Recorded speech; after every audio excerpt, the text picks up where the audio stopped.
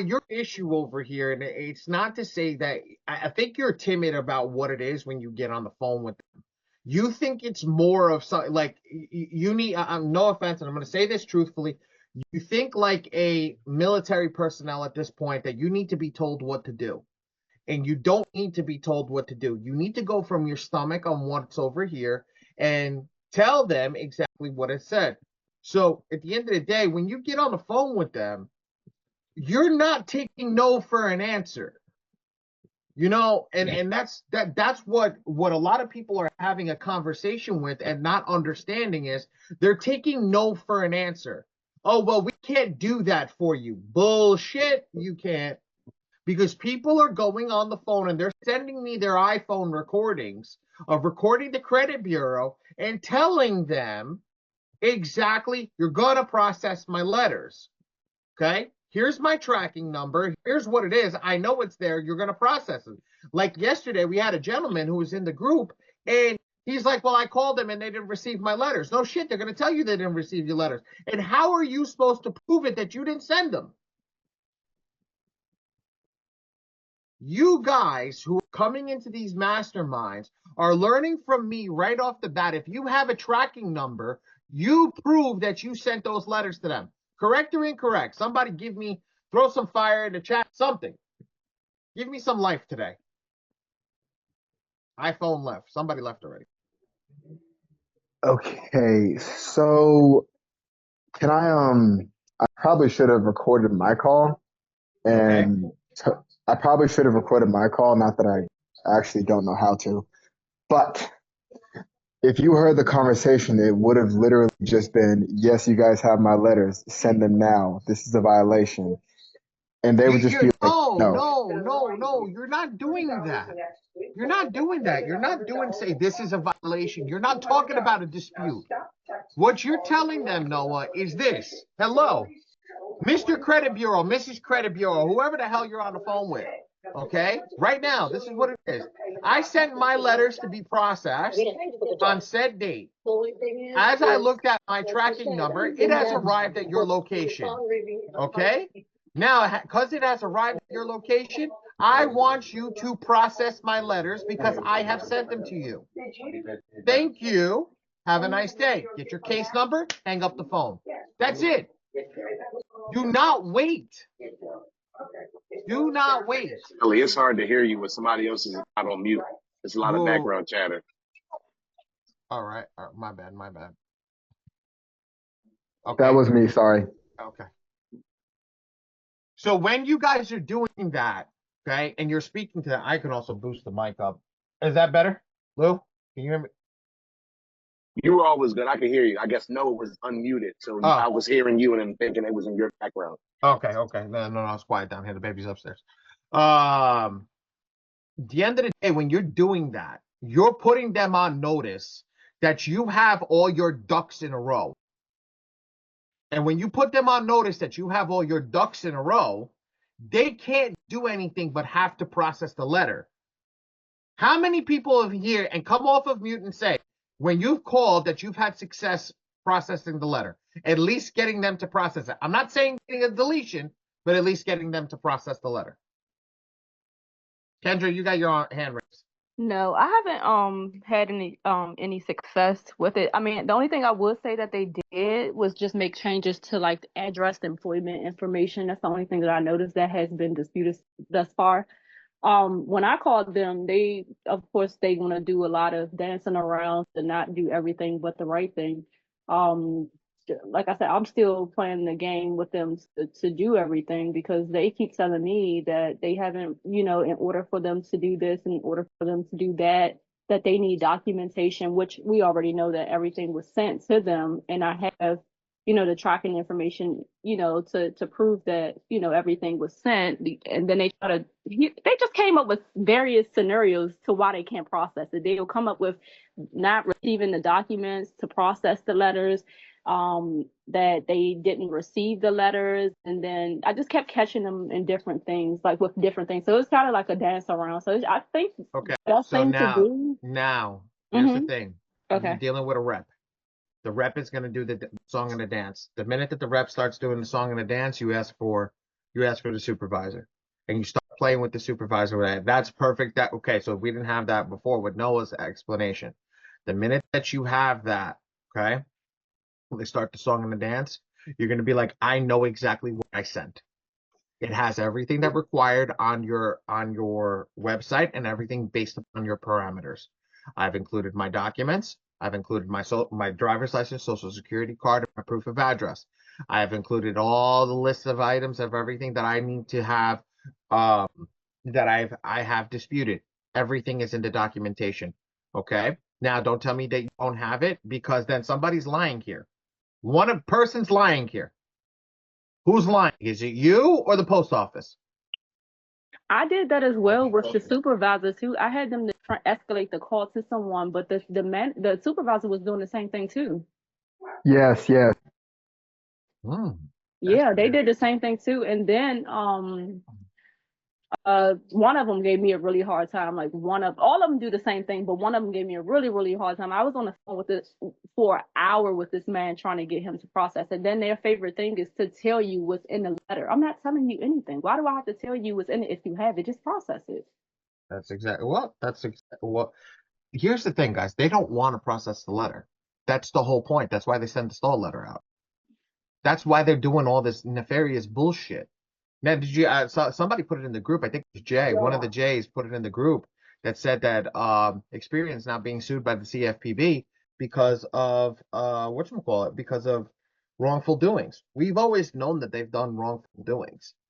Like, we've known that for years upon years on end. But here's the thing. The third party stall letter tactic that they sent you is just showing that you yourself did not do the letter. So, so I'm telling you right off the point, right now, that just keep with it. A lot of the people that we're dealing with, that's what they're doing. They're getting bogged down with phone calls because of this. Now, I'm gonna have to do some more research. I'm gonna have to do some more research and see how we can get around this. Because there's no reason that they should not be processing the letter, especially when you fall into process the letter. It's not like you're asking for a dispute. And Kendra, do me a favor. Come back off mute. I need to ask you a question. Okay. When you were going in there and you were asking them to process the letter, what did they tell you? Give me a couple of different Scenarios. Yeah. So they was like I said, they said something as they didn't receive like all of the documents. They were missing like some documents to be able to process it. They said that. They said that I had one person that said that they didn't receive it. What else did they say? Just more so they didn't receive the documents, and that they didn't receive it, and also that they were not able to process. I was just like, well, what's your reason for not being able to process the letters when you have it?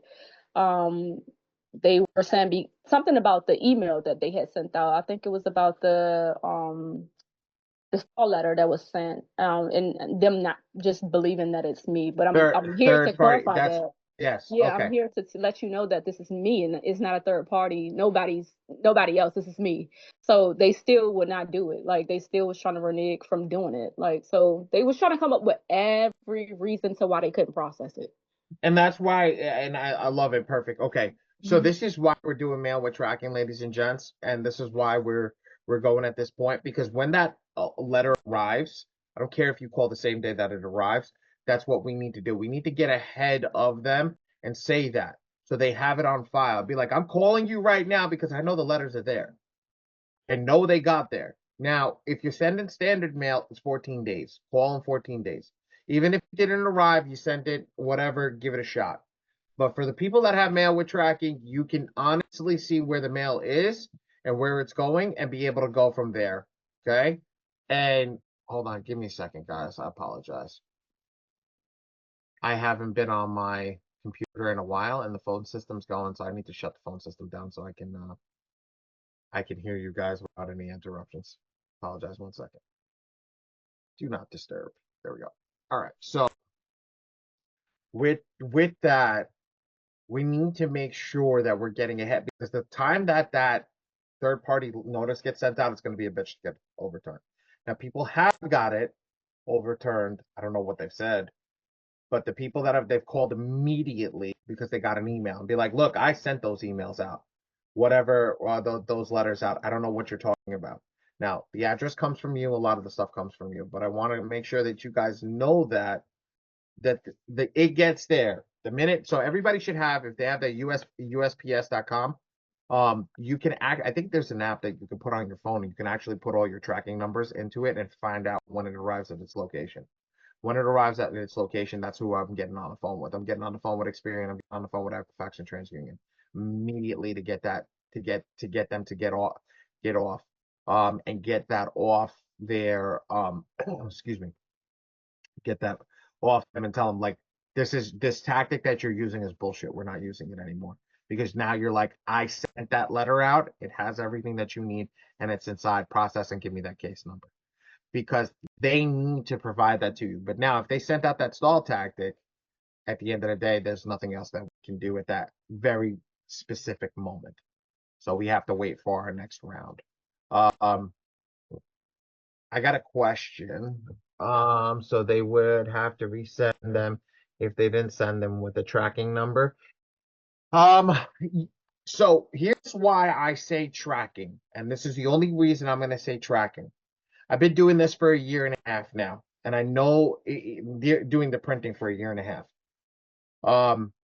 I know if they're going to play games, you need to have something to counteract the game.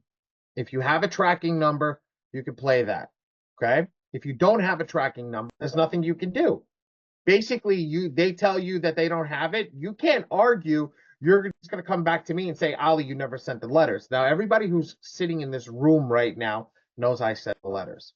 It's not me that's the issue. It's the Bureau. But at the end of the day, we need to figure out what the best way to go about it is, and that's sending the mail with tracking. So that's why we do mail with tracking. And that's, is that, I do not know how to pronounce your name. I'm sorry, and I do not want to kill it. Last name Brown. So that's why we do mail with tracking. So next month, if that was your case, I would do mail with tracking next month, and go down that way. Noah, next round. I don't know. I think your next round is any day now, Noah. Okay. When you send your round out, you get your your tracking numbers. Start following the tracking numbers daily until they get to the location, and that's when you call and start processing the letters like that. Okay? And I think next week I'll be in. I think I'll be in, sporadically. Maybe me and you will give a shout when you send out your next round. Okay. Yeah, I was determined for them to do their job because it's just like, okay, mail with tracking is it's good to go about it and do it that way so that you know that everything is there and so you know that everything is there. But I was just like, there's no way that I'm gonna be sitting right here putting so much money into mail with tracking and y'all not doing nothing. I'm going to be calling them every day. Absolutely, I agree. Yeah, I'm gonna be calling him every day because he was just like, oh, you're gonna have to resend those letters again. And I was like, if you got the letters that I sent to you, they are there, you have them. Why would I send you out more letters just to process just so you can stall me out with the next ones too? Yep. I'm not doing Yep. that. So I'm gonna just call him every day. Here's the problem that I have with the new dispute method that they have is they're literally just sending out whatever. They're literally just sending out whatever. And they're sending it out every 15 days. So because they're sending it out every 15 days, and this is that new dispute tactic that they were talking about is the 15-day approach. Joe, give me 1 second and we'll get you rocking. Because that they're sending it out 15 days, like what happens is on that 15-day mark, you're just sending out another round to get stalled. That's exactly what they're doing. So we don't want to send out to get stalled. What we're trying to do is send out a letter to get to the Bureau and get processed, hence why we're trying to get them processed as quickly as possible. So I agree with you. And here's the thing, guys. When I was back in the day, when I did it, my boss did an upcharge on certified mail. His upcharge was $10 per letter. Okay. Back then we only used to do 3 letters, so it was an extra $30. But and it was an upcharge of $10 per letter plus the stamp fee. So it was like 14, $15, whatever the case may be. And he did that purposefully. He wanted you to understand that the reason that he's doing that is to get that and to get to its location and get there properly. You have that ammunition to go off of. Now, how many people in here went and found a consumer attorney?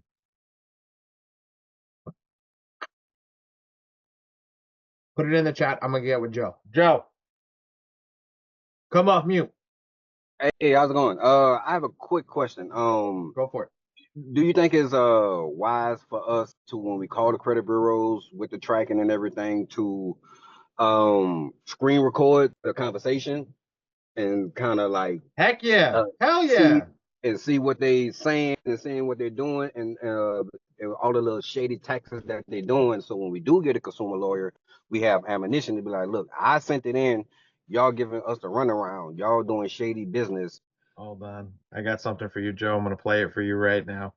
I did it with one of the creditors. Call recording. So my recording's up. I have a couple of questions for you. I need to update the user information on the business details on the account. What I'm worried about is I need the EIN number, which can it get verified before the end of the year, before all the documents come out? Because I started this business under my personal name, and now... Oh, that was Stripe. Okay, forget about it. I record every creditor call that I make. There's one for Navy Fed, and that wasn't it. I thought that was the Navy Fed one. I record every single call that I make with every creditor now and every bureau call, because exactly what you said. I have ammunition for the consumer attorney that says it. And the lady on the phone, guys, you want to talk about shit, having them shit their pants like this. Once I put the call recording on, she got so nervous. She was in the collection department. She knows what she was doing was screwed up. She got so nervous. She was like, well, I can't talk to you anymore because you're recording the call. I said, but you're allowed to record the call and I'm not? And she hung up in my face. So at the end of the day, record everything from the jump. Be like, this phone call is being recorded, because you have to let them know that it's being recorded.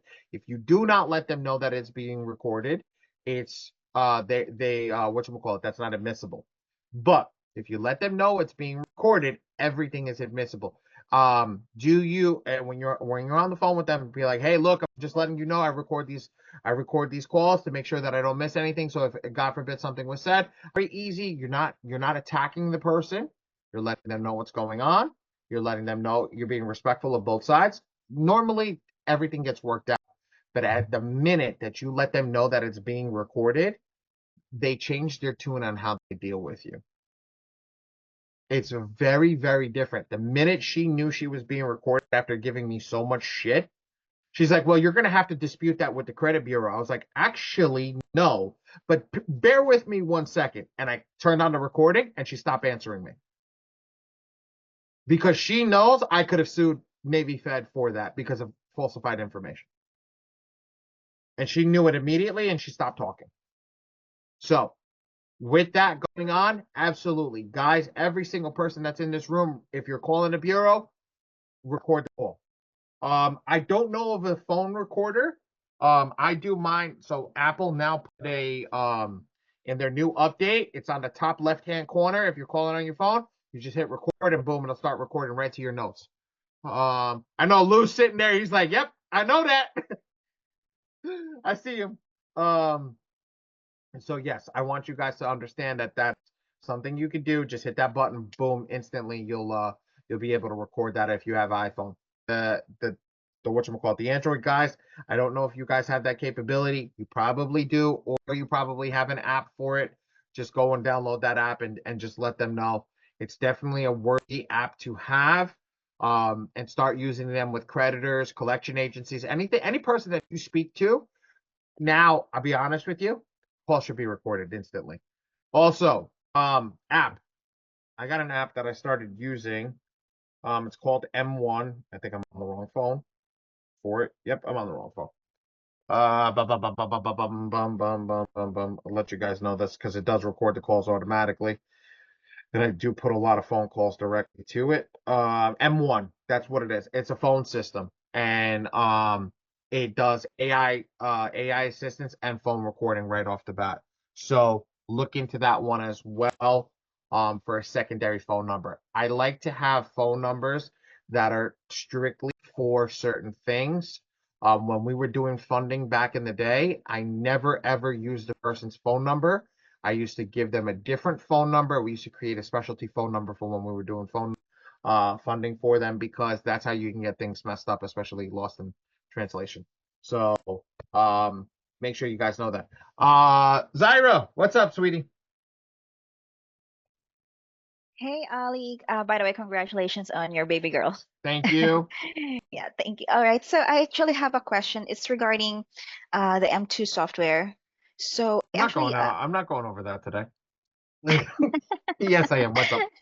all right. I actually reached out to Cody about this. We have one client that letters were generated and the client already paid the invoice, but it seems that the M2 software is not updating the status of the client in the system. I tried to send. It absolutely updates the status. You guys are not clicking in the historical attack area.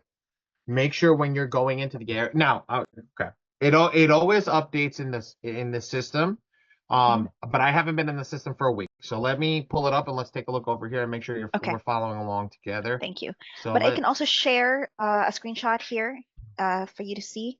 I don't want you to share a screenshot because I don't want anybody seeing your screen. So what I'm going to do is I'm going to share my screen, but just bear with me 1 second as I pull up the thing here. So I'm going to show you guys M2 software, M2FICOForge.com.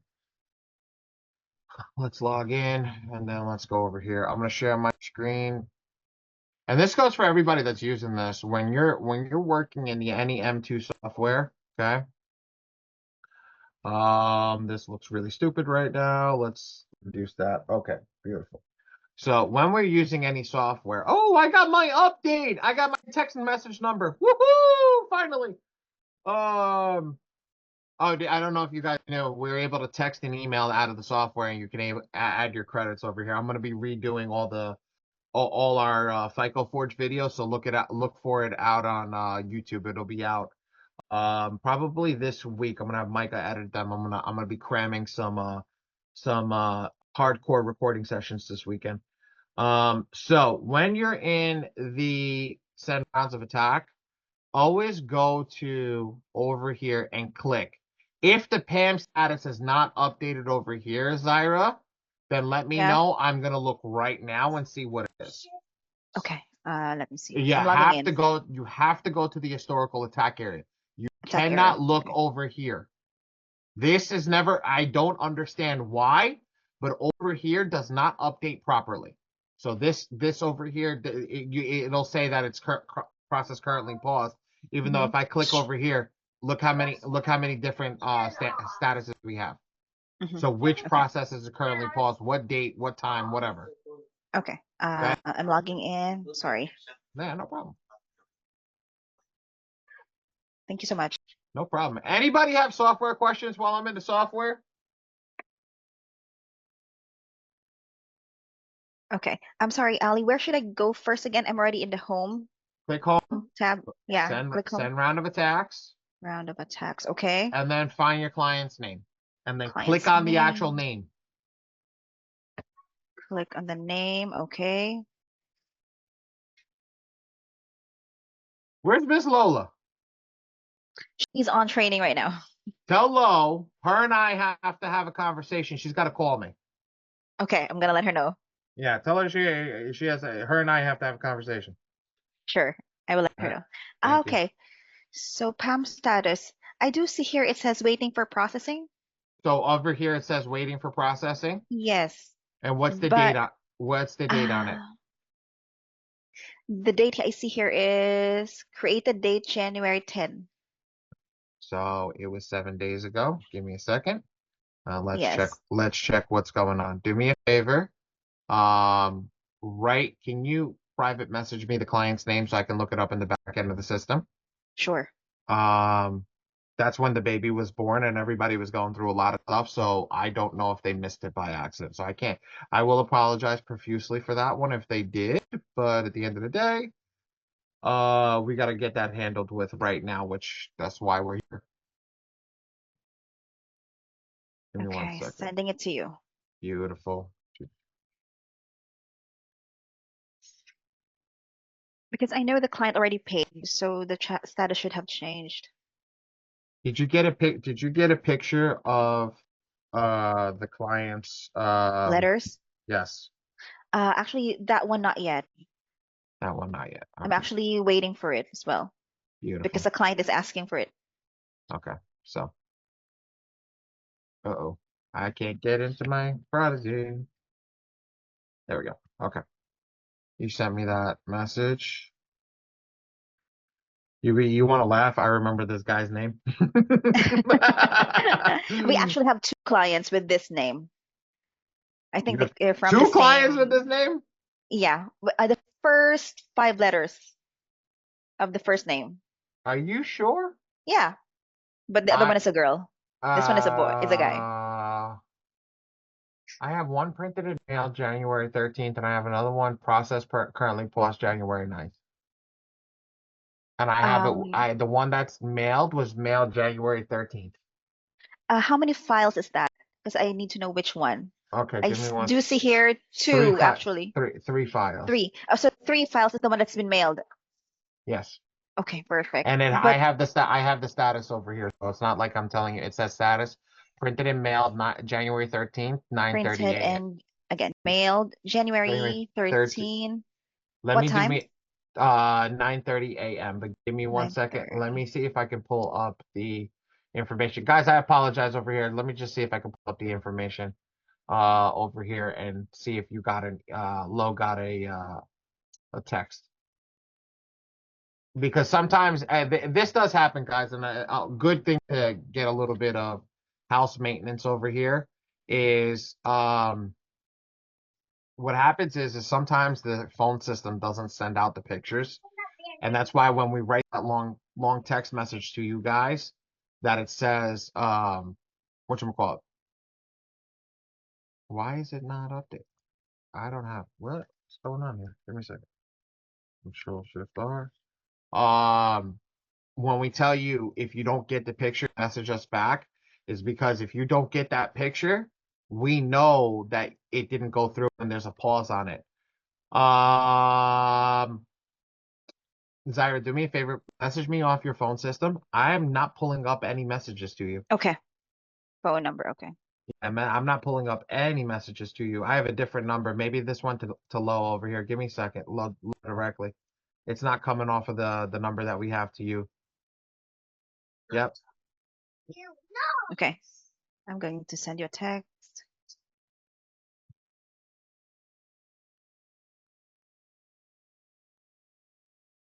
Sweetie, I even sent you a tracking number. It went to the other number.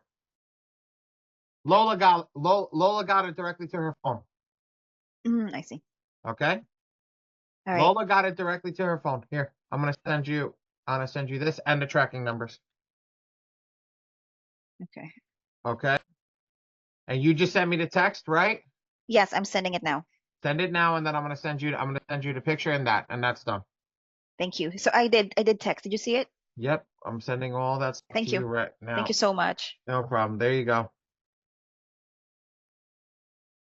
There we go. That's for you.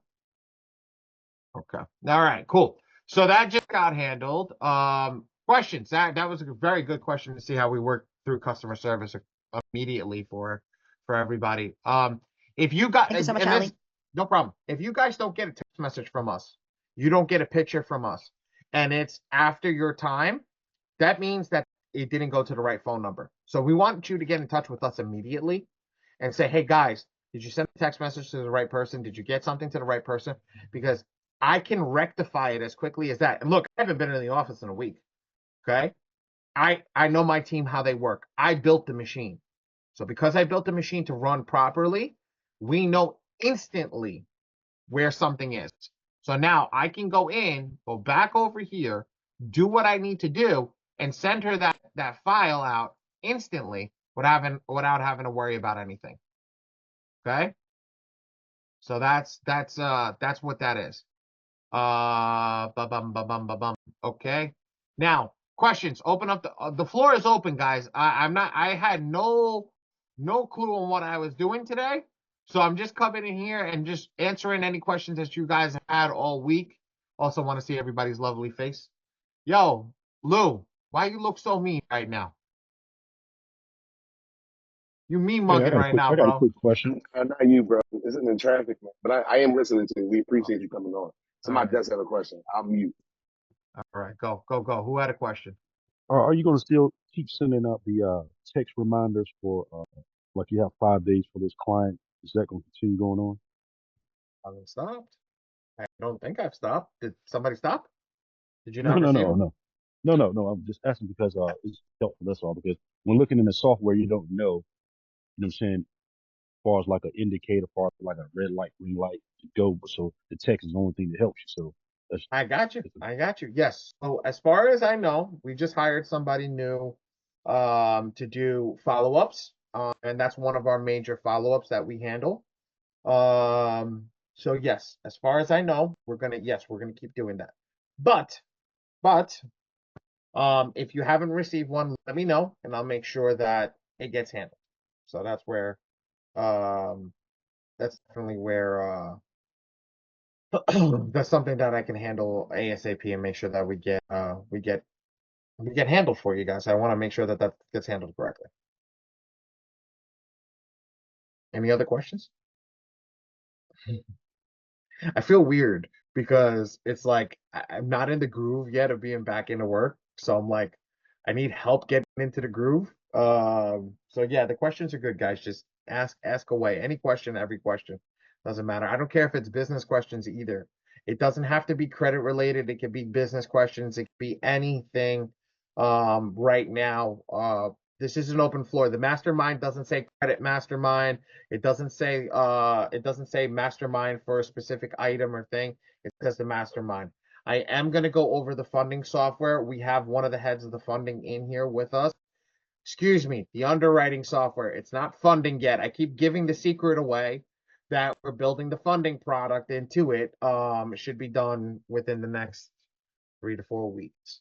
I do have a meeting with the developers after here to finish that and finalize that. So yes. Does anybody have any questions? Because I would like to do a major walkthrough through that. And if somebody does not care, I would love to use a My Free Score Now login and underwrite somebody's file live. So if you would like that, if somebody would like to be my guinea pig, I would love for you to send me your My Free Score Now username and login, and I would love to underwrite your account for everybody to see what's going on and go over that account with them. Now, if you don't, I'm not asking anybody if you don't have to, but if you don't want to, but if you do, if somebody's brave enough, it doesn't matter if we have bad credit, because that's the whole point, is to show what we can do. And I'll actually do a live thing of what you need to actually focus on to get your credit right. So if somebody wants to do that, type it in the chat, let me know, and then we'll get your information and we'll get rocking and rolling if we have no more credit software questions. Jesse, 2 weeks in a row. Well, no, this is the third week, but 2 weeks in a row. Congratulations, Jesse, on coming in. Jesse's quiet. Jesse, you got to get Manny to get more people in here. We need more people. I want to have 40, 50 people in this class.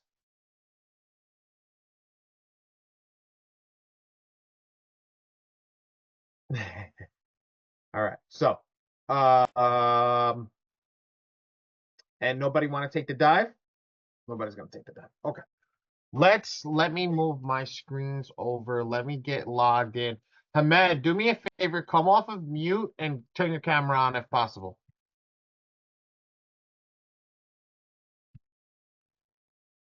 Yeah, can you hear me? I can hear you loud and clear. So, guys, I want you to understand that Hamed is not a developer. Actually, Hamed's my business partner overseas. He develops all our websites and everything. He does everything for the business wise. He works directly with Micah. Micah's part of the marketing team, and Hamed's part of the developmental team. Hamed and I have been working together for 3 years now, close to 3 years, right, Hamed? Yes, more than 3 years. Oh, more than 3 years. So we Yeah. built this Is he going to give us project. a discount on our future websites too, since we are part of the mastermind? Boy, you don't even know what we're putting together. Let me ask you. Let me get like because Lou, you're smart, but when we go into the funded mastermind group, when we start to get the people to pay for the actual service of the mastermind group, because we were talking about this before I left. Anybody that's engaged in the mastermind group that pays whatever price that we put, and I think it's going to be $9.99. I think that's what we capped it out. I'm going to give a discount on printing off the bat, and any other service or product that we have, any product across any of my businesses, because you're in the mastermind group, you'll get a discount for 10, 15, 20%.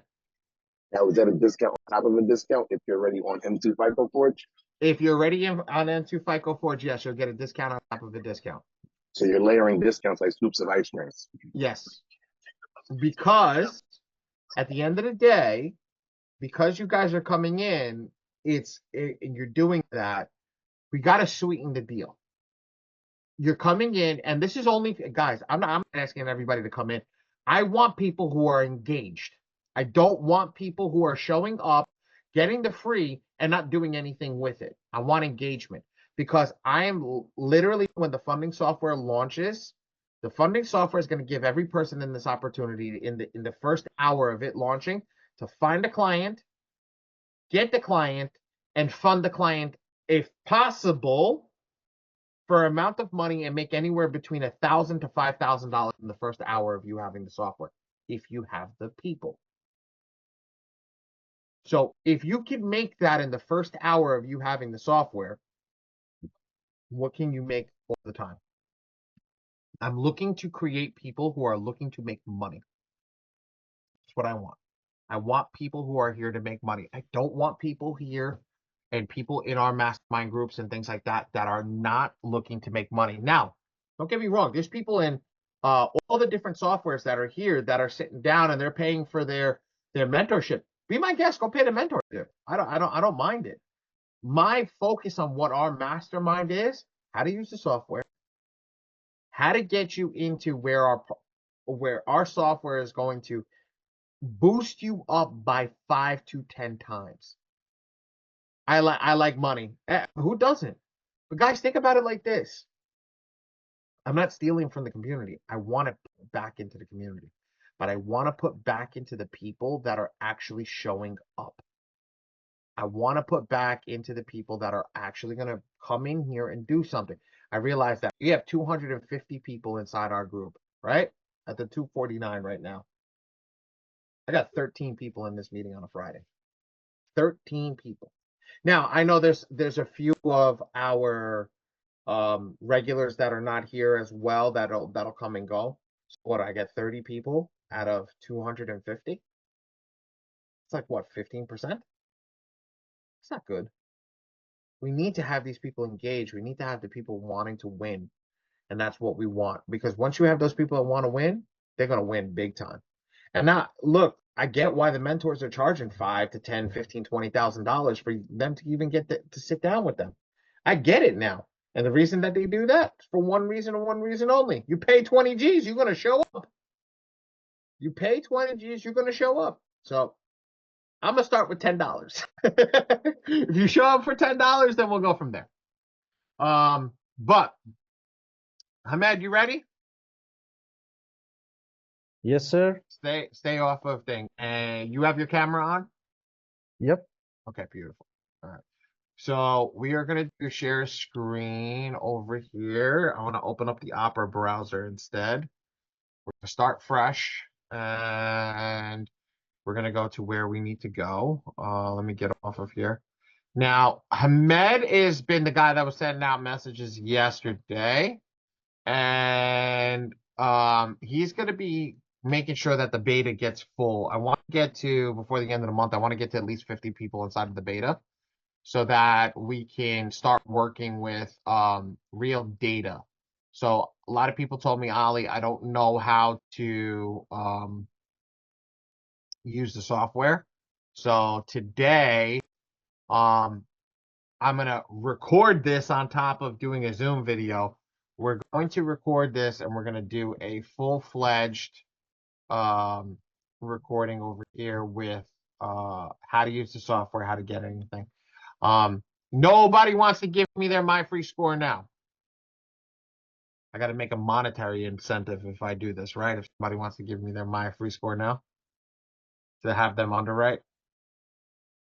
Was that like a question, or I'm sorry, I'm not good at that. What do you mean, buddy? What, like, was that a genuine?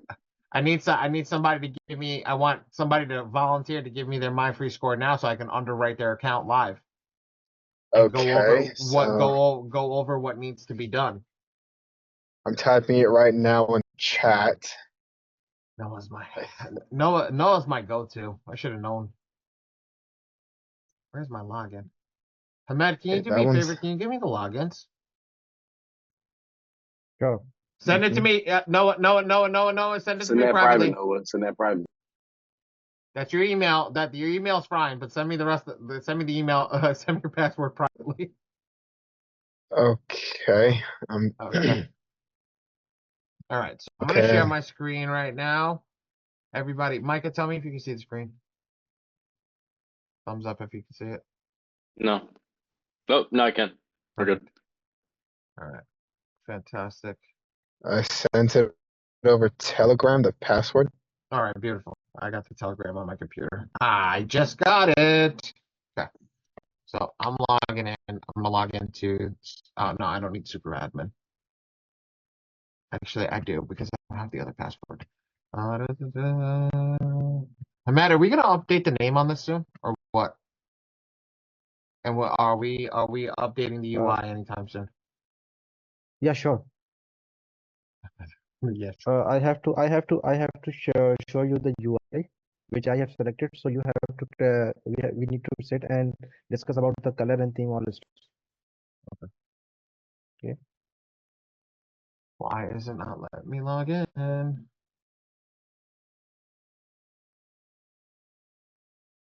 Give me 1 second. Perfect. I'm in. He said it was working. There you go. It just came in. All right, where's my? I'm gonna log into my backend. I just don't remember the password. Oh wow, we got a couple of people in. Cool. All right. One person pulled two people. Wow. Okay. So when we look at this, I can see who's pulling their actual data. Okay. So I'm looking on the back end and seeing who's actually pulling their data and underwriting it. Noah, I can log into your account and pull it for you directly. Would you like me to do that directly for you, bud?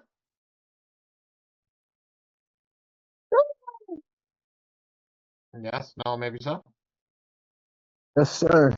All right, so I'm logging in over here. So now I can add you as a new client. So let's do Noah. Reynolds.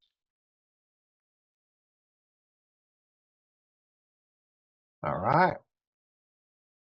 And okay, so guys, this is where people are getting confused. And Hamed and I were going over this. So Hamed, you can actually listen to the complaints about what people are going to say directly over here right now.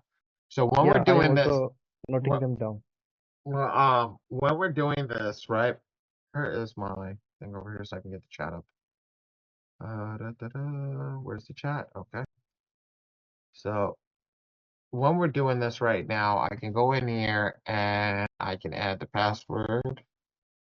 And I got to see something, guys. I'm going to do this off screen just in case. I don't want Mr. Noah's password to come up over here.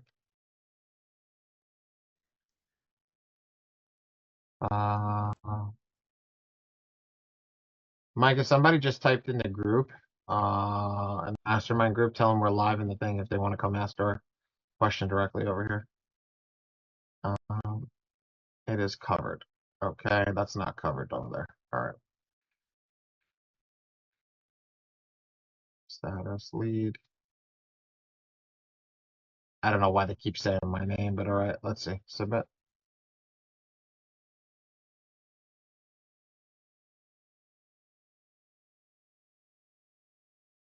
Give me a second while I add this, guys.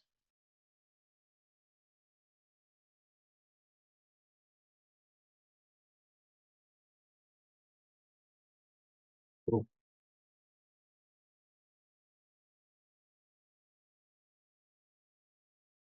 Okay.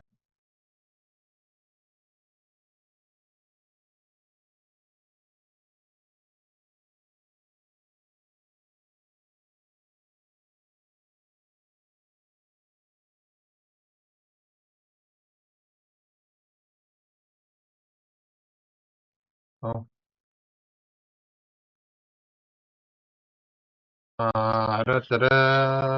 Matt, it's not adding it.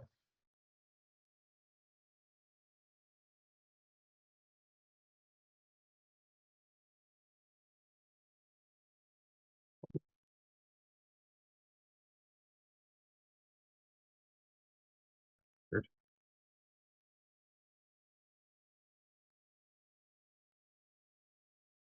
No, I'm gonna change your password. I'm gonna log in for your on yours directly.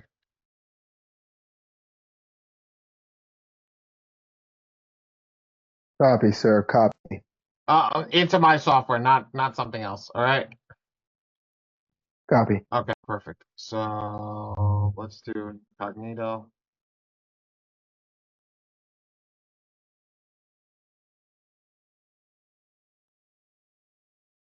Let's go over here. I really want to underwrite this file properly. So go over here, copy link. Let's go. All right. So let's take his username,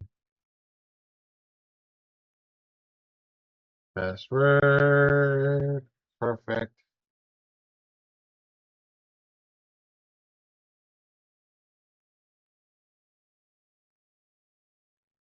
Go buy my ebook, y'all. Whose ebook? Yes, this is mine.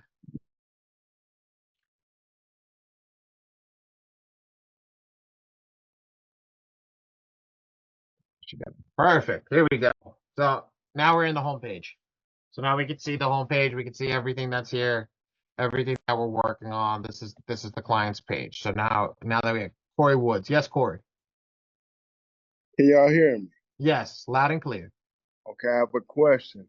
Okay, I was at the 700 plus on all three bureaus. I was doing great. I have no negative marks at all. No collection, no nothing. Ain't nothing on there bad.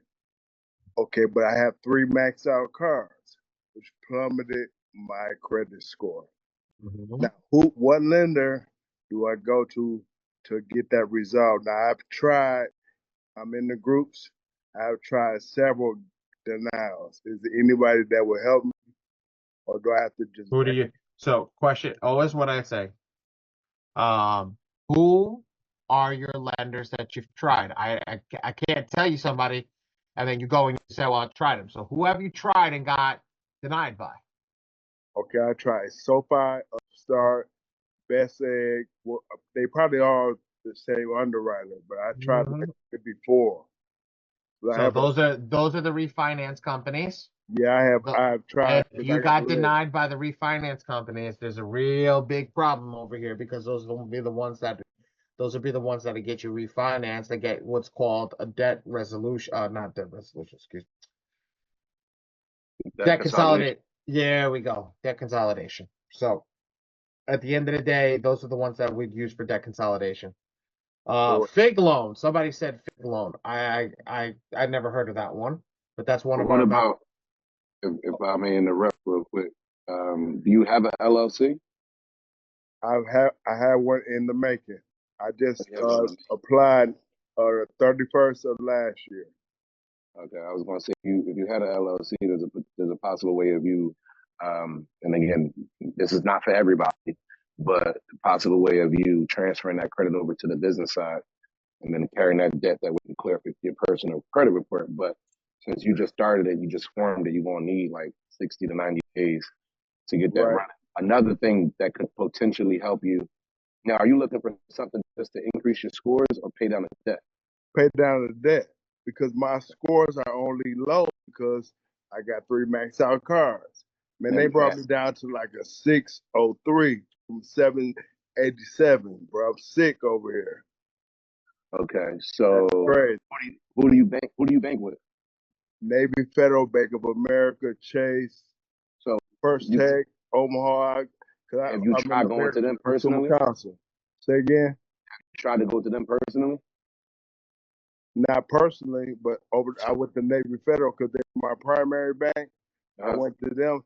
They not TransUnion now fully with me. TransUnion. Okay, so then they TransUnion. Navy Federal is TransUnion. Right. So they don't want to give you anything on the personal side. Nope. And if Okay. I go to the business side and they PG, they're not gonna PG no 602 for no funding. No, they're definitely not gonna PG you at all at this point. So are you employed currently? Yes, sir. So if you're employed currently, you technically could, if you, again, just another process, you can pull from your pension or your 401k to offset it and then get those scores up and then put that money back. Because at the end of the day, what you're borrowing against with your 401k, your pension, technically you're going to end up paying that back. So if you're able to kind of not pull to get the complete thing paid off, pull enough that way your score can jump up and then reassess your situation. But while you're reassessing it, and again, Ali, correct me, interrupt me if I'm wrong, but when you pull out those funds from your pension or your 401k, you want to pay those balances down just so you can breathe, have some breathing room. But in the same sense, you want to also well, let me. Under 30. No. I mean, that's what I mean. Like 30%. That's your goal. But what I'm getting at, bigger picture wise, is you should look into building while you're trying to do that. Build your business credit. So therefore, whatever you're missing, you can kind of again leverage that on your personal side. Right, because my overall usage is only 24%. But my so I your maxed overall out use 3%. Yeah, you just gotta get that under 30%. There's plenty of ways. If you want to connect, I could think tank with you to to really apply some of the basic knowledge that I have. I don't have a problem with that. So here's the thing. What they would tell you too, Lou, great job. Here's the thing they would tell you too. They tell you go get an authorized user and raise your overall debt to income ratio, but that doesn't do anything when the personal bank is looking at your card, your overall utilization by card as well.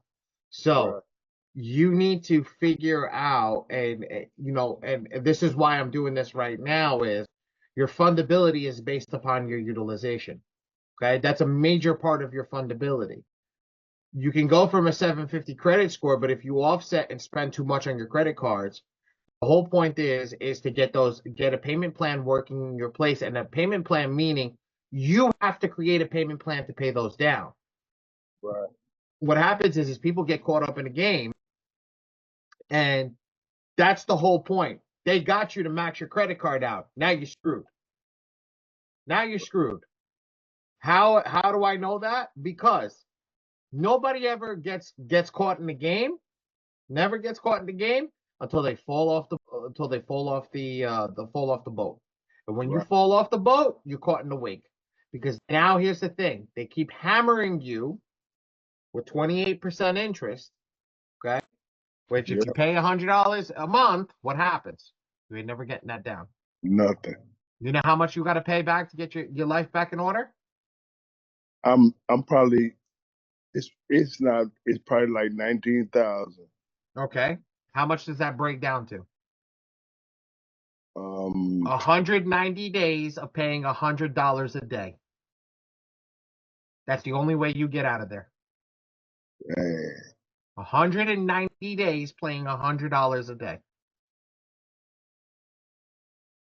That means no life, no nothing. It's right, possible. It's absolutely possible. definitely possible. But people like to go and take the way and the route out that's going that not many people think of. Give me 1 second, guys. I'm gonna share off this screen. Give me 1 second so I can just get this saved so we can go over this.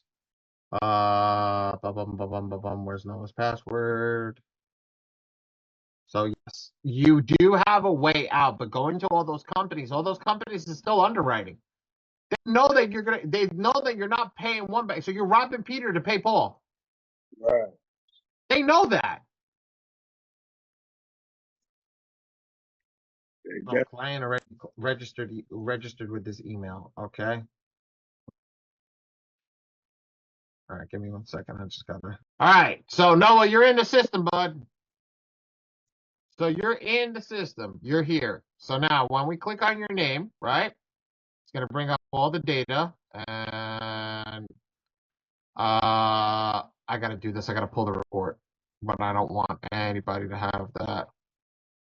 Okay, that's gonna pull that. Action was 6. Wow, they pulled it that quickly? No way.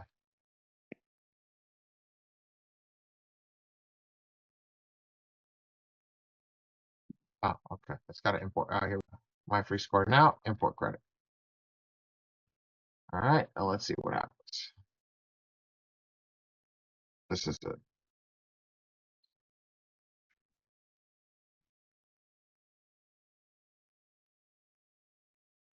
Ahmed, I told you he's got to add that bar to circle to show that it's doing something. Okay. Now we pulled the credit report over here. We know what the scores are. Noah, you got up, big boy. We have everything over here. Now this is what we have over here that's working. We can see the Tell them changes. to stop playing with me. Yeah, the only thing they're playing with you is right here. This is all that they're playing with you right here. So this is what we gotta get. This is what we gotta get work on. But here's the thing. Let's go over here and let's work on this underwriting. So you want to focus on underwriting a file and talking to somebody about utilization, percentages, money, all this stuff. This is how we're looking. Okay. This is what we're going over. So Noah's got total credit limits. So Noah's got $120,000 in credit limits. Now I'm gonna look and just double check. Now I'm just gonna look and double check all this and make sure that this is right. His total balancing utilization is $6,000. Okay, so that's low in the sense, but he does have a card that's maxed out. So Corey, this is what you're going through right now as well. You have to be able to see this and be able to know what to pay. So now so when I sit down with Noah and I'm going to tell him get ready to go into funding, he can't go into funding until he pays $1,900. Right. Okay, he can't do that. So it doesn't matter what he's doing on his credit right now. If he doesn't pay this number down, it doesn't do us any good. Make sense? Make a lot of sense. Okay. Now also, we know that Noah right now, okay, has five open revolving accounts with 2 years of good payment history. He doesn't have those check marks. So he knows this is now we can go in and double check the file a little more. But here, we know that this is a big part that the credit bureau looks for. And we know that it's missing, no bueno. Same thing over here, 2 max accounts, 2 open accounts in the last 2 months, no check marks, no good. Now, green, perfect. Green, perfect. Inquiries are low. We usually want to see them under 5. The only way you're getting check marks here is if you have 0. That's and when we're looking at this, guys, I'm giving the perfect underwriting file. I'm not giving some garbage. I'm giving the perfect underwriting file. Okay? No collections, no liens. Well, we got that. We know what's right here. Okay? We know this file's here. So let's go over here. These are all your accounts. Let's go over here. Let's open up your revolving accounts. Now let's take a look. A lot of 1-year-old accounts, Noah. A lot of 1-year-old accounts. You need to let these age out a little bit. Okay? These are revolving accounts. But this is where we were talking about over here, okay? Right here, this has to have a pay down. So when you're looking over here, here's your pay down. These are your pay downs. Okay, Truist Bank, $462. Okay, here's your Truist. All right. Where's the other one? Here's $6 over here. $6 over here. Your kickoff account. What? Yeah, $6 on your kickoff account. Okay. On your Discover Bank, another $484. Okay. I don't know why this did this. This should be Hamed, you seeing this? Yeah. Look, why is this separated like this? This is incorrect. This is supposed to be together. Let me just take a screenshot for them. Yeah, take a screenshot and send this to them. This is supposed to be together. This is Yeah. supposed to be together.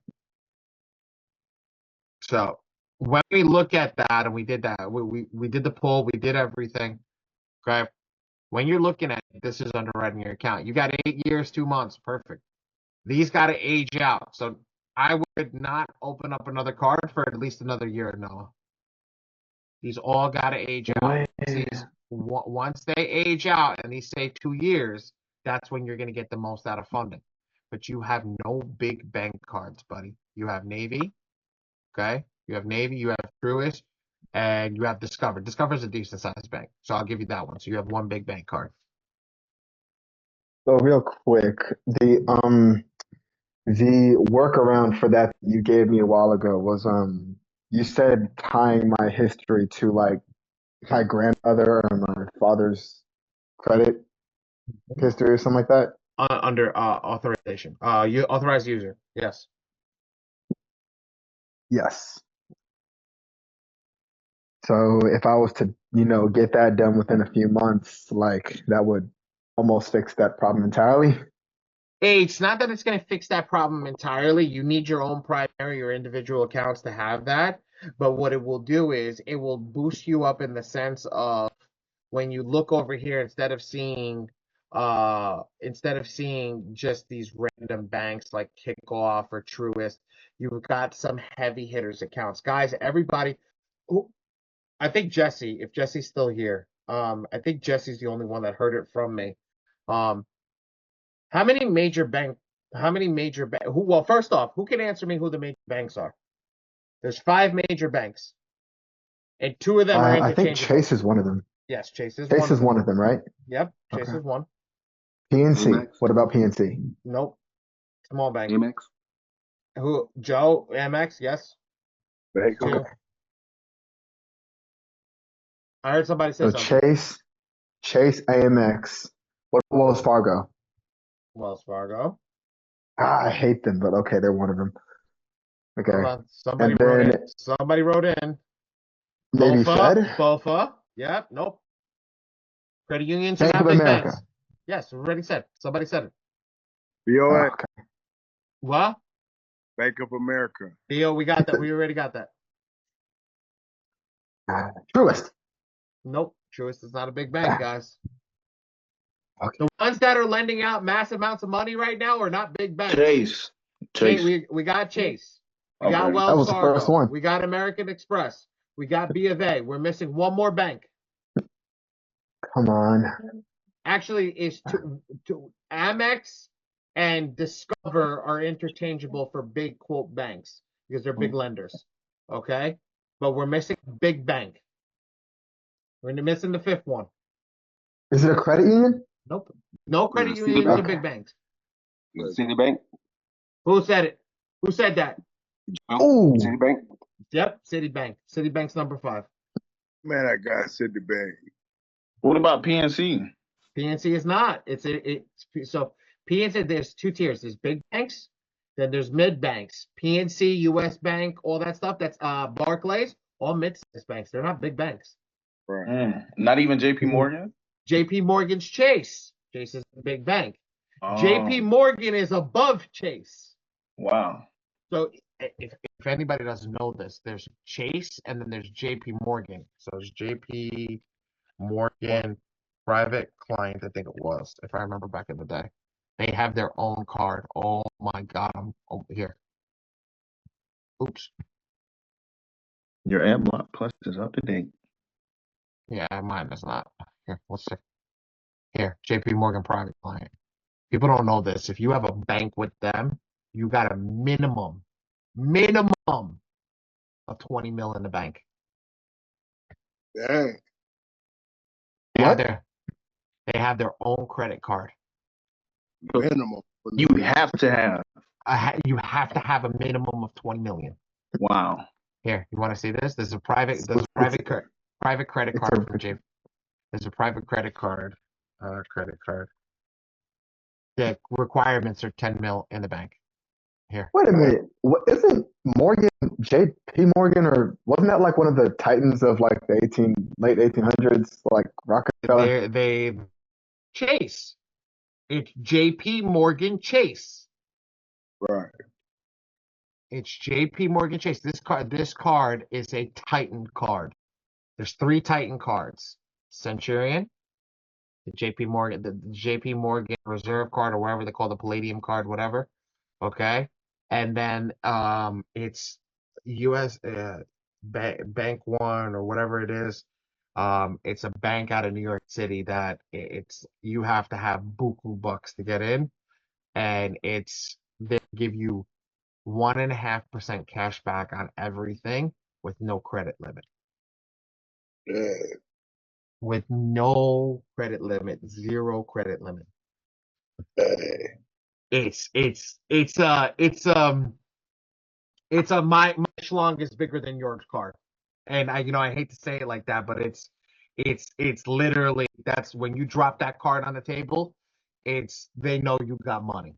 And not many people like the Centurion, you have to be accepted into getting this card. It's crazy. JP Morgan, hold on, let's see. Does that a JP Morgan Reserve card? Yep, they would be So if I was to get my hands on that card, that would like. You're not going to be able to get your hands on that card unless you have the money to back it. Right. This is not. This is not. That's why we teach people how to underwrite. That's why we teach them all this stuff. Because once you know the basis of what the bank is looking for, you start to build your wealth. And don't get me wrong. Look, somebody was asking me the other day, how do I do things? So when I write and I pay my employees, like I have employees in here, I pay everything via credit card. Everything's paid via the credit card. Why? I take the money in the account, I pay the credit card, I earn the points, I earn everything for whatever we're doing. I bought paper the other day. I spent almost $5,000 in paper, right? I paid the credit card. The guy was like, "Well, I'll give you the taxes back if you pay cash." I was like, "No, thank you." He goes, "What do you mean? The taxes are going to save you $300." I started laughing. I turned around and I said, "I'll take your $300 and I'll raise it 2% cash back, okay, with everything that I get, plus the extra 5% that they give me because it's a business item. So I get 7% cash back if I take that. On a $5,000 item, it's almost $500." Right. And he looked at me and he's like, "Yep, I can. I'm never gonna get you to pay cash. I'm not writing you a check. I'm not." And also, I want you guys to understand this. There's a sense of security when you pay via card. I know that between Chase and Amex, and I like Amex better than any other company between Chase and Amex. Okay. If I pick up the phone and I call and I say X, Y, and Z have happened, I know I'm getting my money back. I know I'm not getting charged for it. Nothing's going to happen. So we need to make sure that you guys have that. Now, I got to put Hamed, we got to build that in here. The 5 major banks, we might want to put a little thing over here, little question marks over here to tell them, like, 5 major open revolving accounts. Like, we might want to put a little question mark over here that says the 5 major banks, JP Morgan Chase, all that.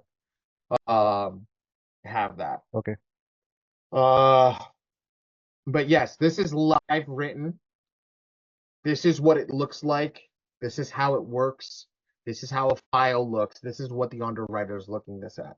Now, let me show you on the other end how I know this is true. Do I need this one? No, I don't need this one. I need this one. Okay.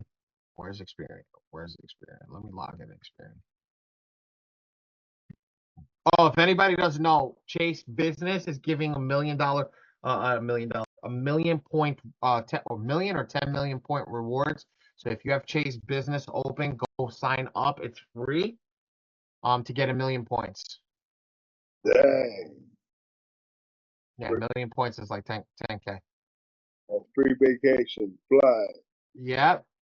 Okay, so what I'm showing you guys is the back end Take of a Experian. vacation. I'm showing you guys the back end of Experian. This is how we pull credit reports, ladies and gentlemen. Because we know we're the only one that's licensed in the software to pull credit reports. I don't fuck around.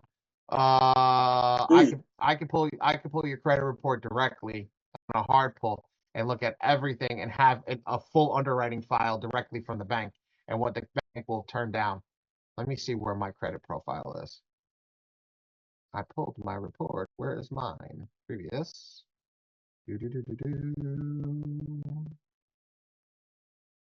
Where's mine? Shit. Give me a second.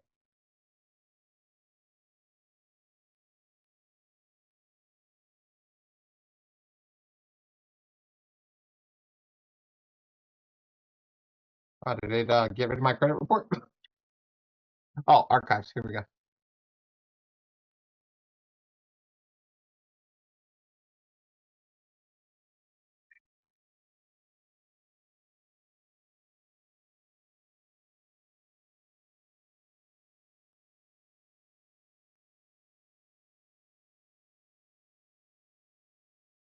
Second while I get the it loads a year's worth of data, even though there's only one file I pulled.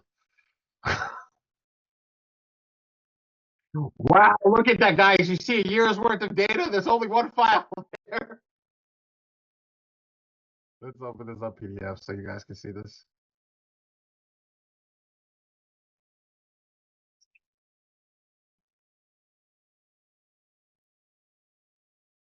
There we go. So this is an archive report. Well, no, that's not it. Where's the extra credit report?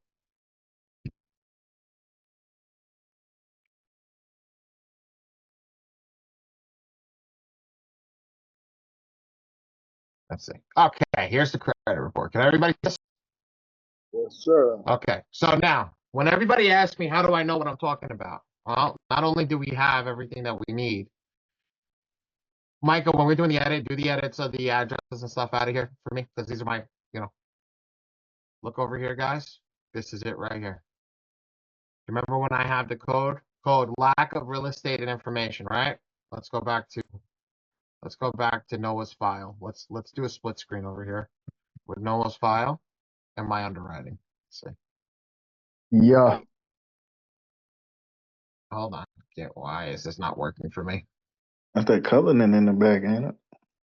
It is the Cullinan Midnight, which is a specialty one, which I actually saw and fell in love with it. And I was told that if I can make $2 million, I can have it. So I'm really trying to make 2 mil.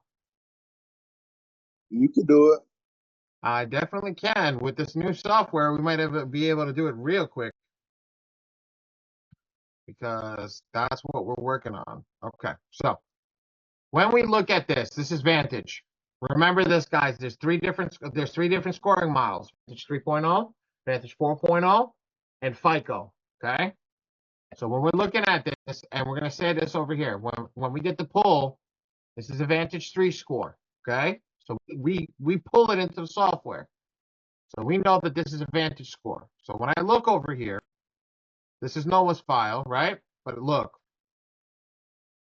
Too many accounts open recently. I have 2 separate spots for this right here. See this? This is directly from Experian, guys. This is what the bank is getting to approve you or decline you. What is the website name? Which one? This one? The one where I'm going off of, or the colorful one over here? The one on the left, the new one, the one that you about to. This is my software. Hamed's going to be dropping it in the chat today. Oh, okay. Yeah, this is my software. Okay? Okay. Too many inquiries. Now, I know I have a shit ton of inquiries already over here. Okay? Now, this is the underwriting that they don't tell you about, but we already have it. Oldest bank card was opened to new. We already have this, guys. Look at all this stuff over here that we already have. And we have Real quick. redundancies. Go for it. So I've been meaning to ask this question, but I feel like I just couldn't really formulate it in my head. So you went over how to read this, or so this is how Experian sees my credit report, right? So I'm showing you. This is my credit report on the right-hand side, and on the left-hand side, this is your credit report that I underwrote in my software. This is if you go log into your version of my software, this is your actual credit report. This is all your information that's underwritten.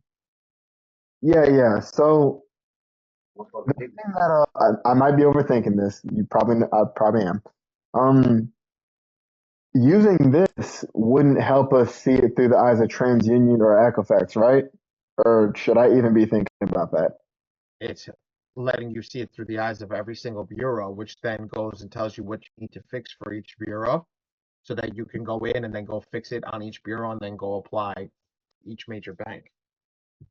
Because you have to know what you have to know what it looks like, because here's the thing, Noah, look over here. Here's TransUnion, here's Equifax, here's Experian. Here's TransUnion, here's Equifax, here's Experian. If something's different, you'll be able I to see say, it now. here, look, I didn't zoom in. Your total debt over here is 17,000. Your total debt over here is 16,000. What's the website name? Hamed, can you go in and give them the link from the super admin, so for anybody who's not signed up can get signed up today? Sure. I will drop a message after this meeting. Zyra, thank you so much. I appreciate it. When we're looking at these accounts, we're looking at fundability and everything. Okay, this is right here. This is literally right here, guys. I'm pulling a hard. I did this to test my own system. I did a hard pull. This is a hard pull. This is a hard pull. Look right here in the first. I'm still on page 1. In the profile summary over here of this, it tells me everything I need to know. Hold on, give me a second. I gotta tell my wife to take her meds. Hold on, give me a second.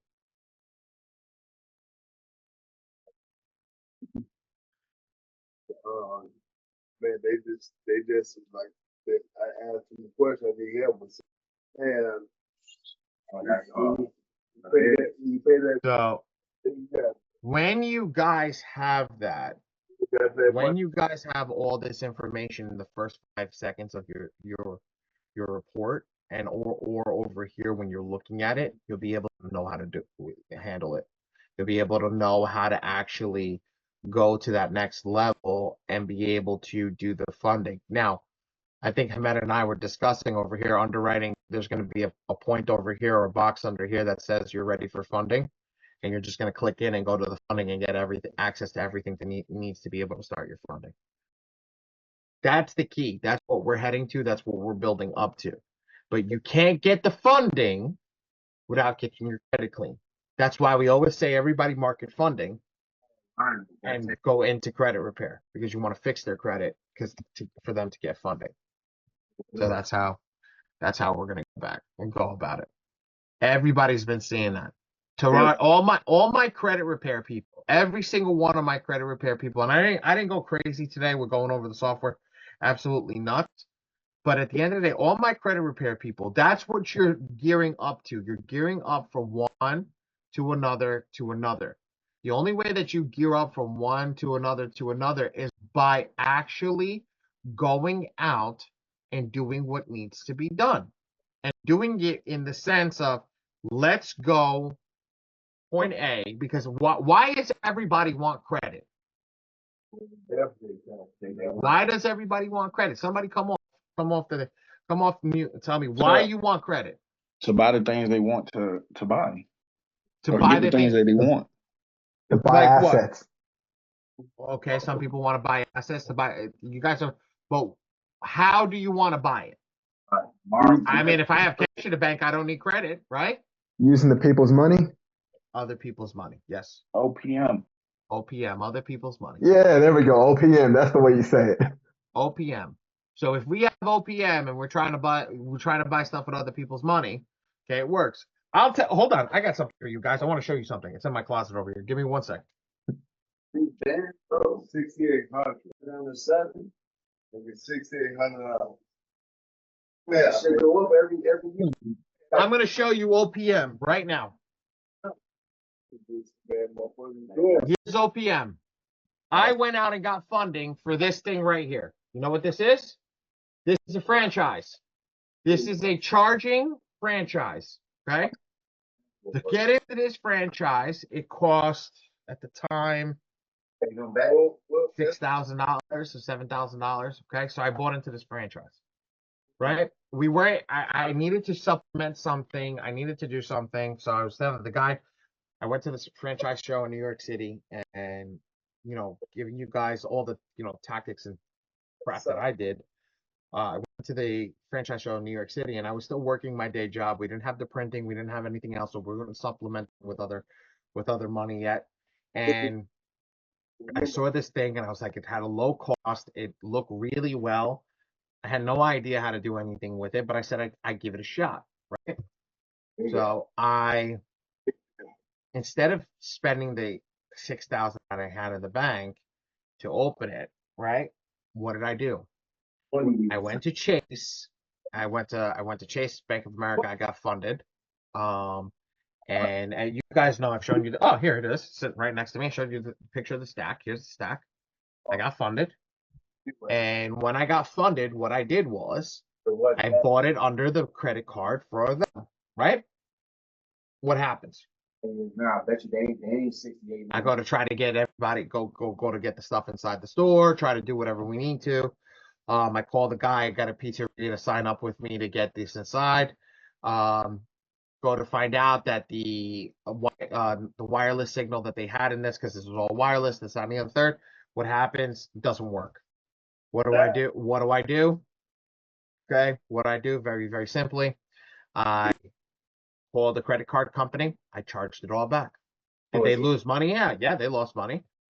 But I called them for 3 weeks asking them to get me the Wi-Fi password so I could put it on Wi-Fi. They didn't do it. I'm losing money. I'm wasting time. It's not how I run business. I got all $6,000 back. Now, do I suggest doing that? No, it's not proper. But did I feel that I was being taken advantage of where I'm trying to get to the point to be able to make money? Absolutely. I invested into your company knowing that I was going to make money and I didn't get there. And what happens? That's what happened. Is it proper? No. Will I probably be slapped on the wrist later in the future? Probably. But knowing what I did to get to the point of where I am today, knowing that's why I got funded. So I was prepping myself the whole time, getting myself back from the 500 credit score to where I am now purposefully. And I'll show you here. Here's my score. Here's my score on Experian. Over here somewhere. That shit. Oh, right here. 785 from 500. Why did I do that? Because I knew eventually one day I was going to go and have to do what I needed to do to get to where we need to get. And this is why that I did it. This is why I did it. So now you guys can see this is an asset. I used other people's money to buy an asset that could potentially make me money. That's what I did. And everybody who tells you they're doing the same thing, there you go. You can see it for yourself. I did it. Did it work? Heck no. But did I try? Yes. But when I had that and then I opened up the printing company, I had the credit cards ready to rock and roll to be able to play the stuff off in the printing company. And all of a sudden we started rolling. And now I'm using the credit cards to pay everything. When I went to the accountant started laughing because it's like, you got to do QuickBooks and all that stuff. I was like, I don't pay anything.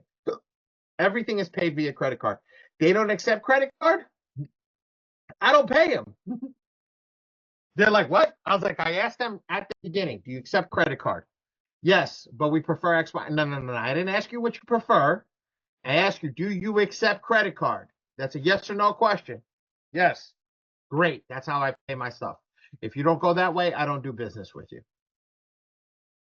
End of story. Once you start doing things that way, you're going to start building up. My uncle taught me that a long, long time ago. You own HVAC company. American Express used to send him free vouchers every 6 months because he used to build a HVAC system for buildings in New York City. He used to go to the HVAC store, $500,000 compressor. You know the things that sit on the top of the building, the chillers. 500 to 600, $1 million. He used to go buy it. He used to go buy it on his Amex. Paid off 3 months later. Amex freaking loved him. Amex freaking loved him. When you start doing that and you have that in your business, you're going to be able to build up. I have one card that just pays for stamps. That's it. Every day it just gets loaded with stamp money. So just want you guys to understand that that's what you're building up against. That's what you're building for.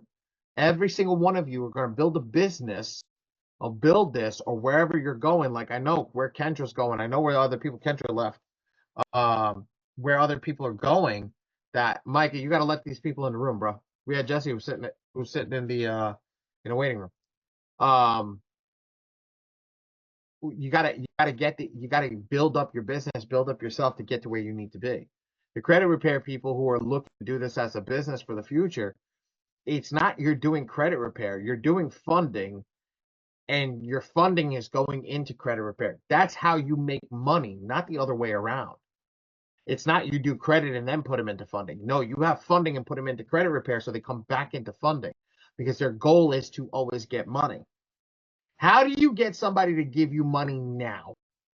Not later, now. Anybody want to take a whack at it?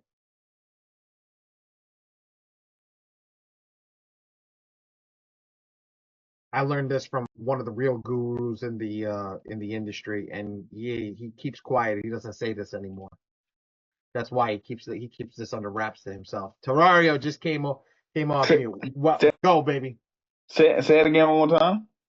What do you do to get a client money now? How do you get a client money now?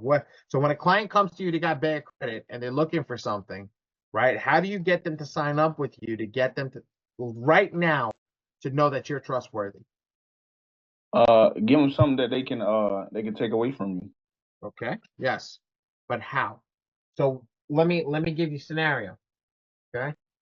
I'm coming to you. You got a credit repair company, right? Okay. Right. And you need in a credit repair company, you need me. I don't need credit repair. I have look, I have bad credit, but I don't need credit repair as much as I need a car. What do I focus on? The car. Exactly.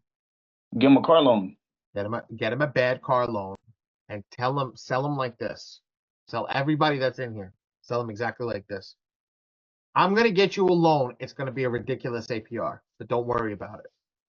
We're gonna refinance. We're going to refinance after 6 months of getting your credit right, or the time it takes to get your credit right. So by the time we refinance, right? By the time we're done refinancing, by the time we're done with your credit, you refinance, your rate will drop by 2/3. Ooh. All of a sudden, what do they think? You got them the loan, and you're going to fix their credit. Then you're going to refinance for them. That's a one-stop shop. You don't charge them for the loan for the car.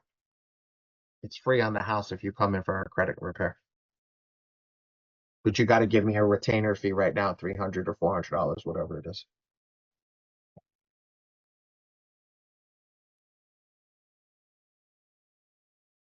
Did I give everybody a play right now that they can go run with each and every person?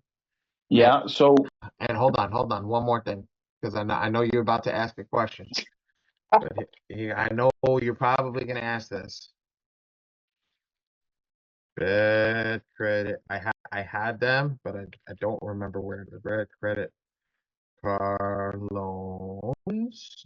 I found it for one of these ladies that was doing work with me, and Upstart. Where are you? I think it was here. No, not this one.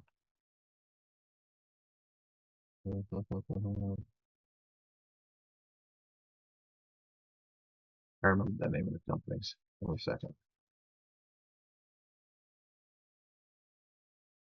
No, just give me the list of the companies.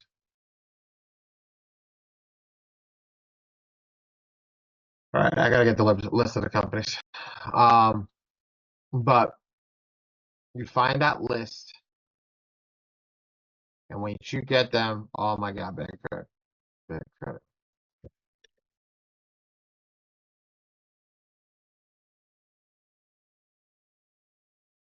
Once you get that list, it'll do you so freaking good because this is how you close the client down.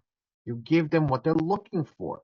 They're not looking to get their credit fixed. My auto loans and my auto express. This was it. Here, I'm gonna put this link in the Telegram.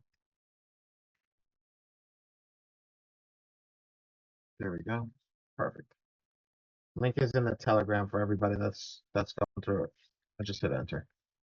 Bad credit card loans.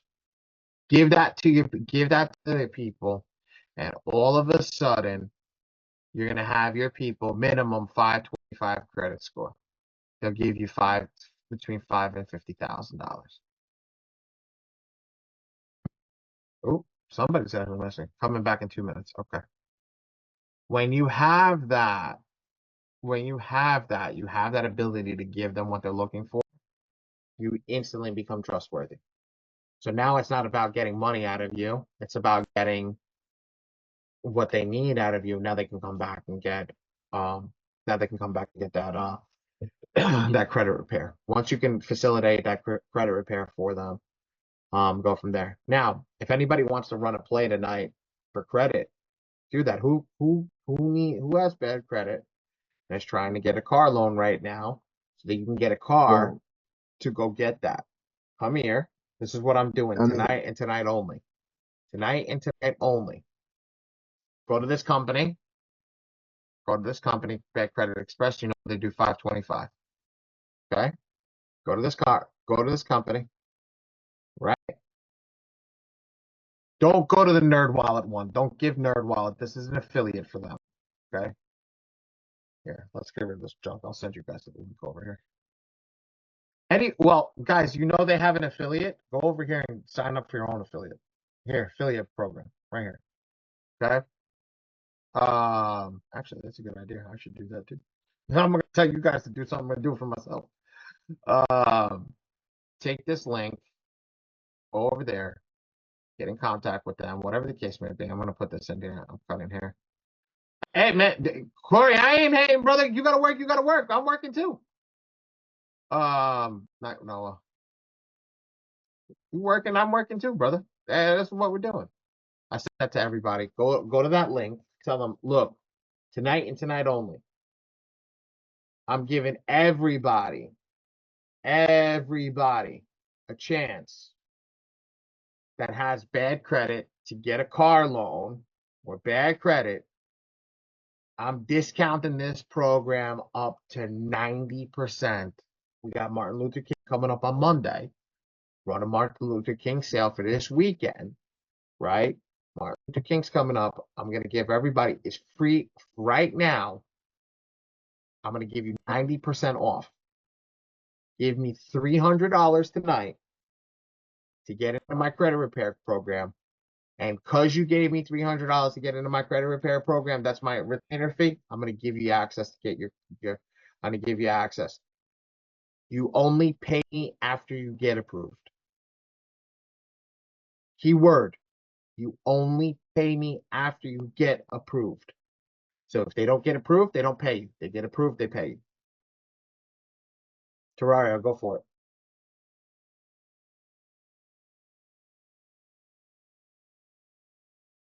My bad. I'm trying to take it on mute. I think you just answered my question in the last part because I was gonna say, how do I kind of like reel them in? What's the closing statement? And I think you just said it when you was like, only if you get approved, then you maybe Call the action in that. When you call the action, you get them to sign up. Send me your approval. Send me your approval. Okay, and you only pay me if you get approved. And then goes, I'll give you 90% of your credit. I'll give you 90. I think your retainer fee that you would have to pay is like $300. So they pay 300 up front. Up front, brother, and then you charge them whatever you want monthly. Boom. So okay, Or in your case, you were doing 50 a week. 50, not 50 a week. You were doing 50. You were doing 50 a week. That's what I said. Shit, you cold-blooded. I see you. I see you. Okay, that's cold-blooded, but all right. So what I would do is you could do 50 a week, or I would say you do the same thing. You charge 300, and you say you pay me. What is that? 6 months? What's 6? 300? Yeah, 300. You pay $300, right? And you get 6 months, but you have to pay for your own printing. So now they're not paying you, they're paying me, and they paid you $300 up front. You can make it 6 and get paid. I'm gonna have to write that. I need to write that down. Wait a minute. Oh. But you got Is this video gonna be in the messages? The video always goes up. It always goes up. Sometimes. Oh, guys, news on Mike and I had a discussion yesterday. News on what we're doing with the new program. And Mike had developed a WOMP, and I think in also a what's the name of that Discord group. We don't know which ones we're gonna use. So we might try both out and see which one we like. So that's coming. So yes, and anybody that comes in and pays for the pays for the subscription is going to be a lot of stuff that's going to be given to you guys extra. Trust me, we got it going. We got it going for you guys. But yes, your videos always go up on YouTube as soon as Micah does them, either Monday or Tuesday. So yes, this will be recorded, but you got to get that play in before the play happens, and we don't want to get that play in after Martin Luther King weekend. So you want to write this down now. Charge them $300-$400, right? That's 6 months or 8 months, whatever you want to try. I would try 8. So MPEP is 8 rounds. Do $50 times 8. That's MPEP. That's all 8 rounds. Just tell them you got to pay for printing. Just tell them you got to pay for printing. Give me $400. You got to pay for printing. And they'll be like, why? We're sending out legal documents that can get a little costly in printing. I'm not making any money on this process. We normally charge $4,000 to $5,000 to do this. This weekend we're running this weekend only we're running something for $400 where you pay printing, and we're rocking over there. And no, you cannot print it yourself. Everybody that's in here, no, you cannot print it yourself. Because if you let a client print it themselves and they come back next month and they bitch that they didn't get anything done, right? Who's going to be to blame for that? We are. We are meaning the credit repair company, right? Yes.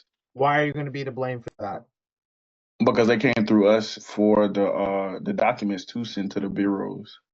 Exactly, but the reason that you're going to get yelled at is even more entailed. They're yelling at you for their incompetency. Yep. They're yelling at you for their incompetency. So remember that. They're going to yell at you because you should have been able to send it out. You should have known it. They didn't know it was that much work or this, that, and the other thing. So you tell them there is no option. You go through my printing company. My printing company handles it. They send me a picture when the job is done, and I know the job is completed correctly. That's it. And you don't even give them an opportunity to go any further than that. Because if you start giving them an opportunity to go further than that and start making moves more than that, you're never going to get anywhere. You're never, ever, if you're going to get slowed down, you're going to get put in a circle where nothing is ever going to happen. Make sense? Perfect. Okay.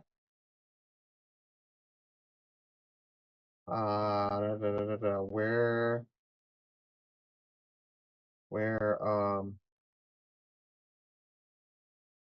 think I got a lot of stuff covered today. There's a lot of people in here that are I'm gonna try to do another mastermind this weekend because I did make up for last week's mastermind. Also to help the YouTube algorithm because we haven't uploaded anything for this week. So we need another long form content. Also, I want to ask anybody in here.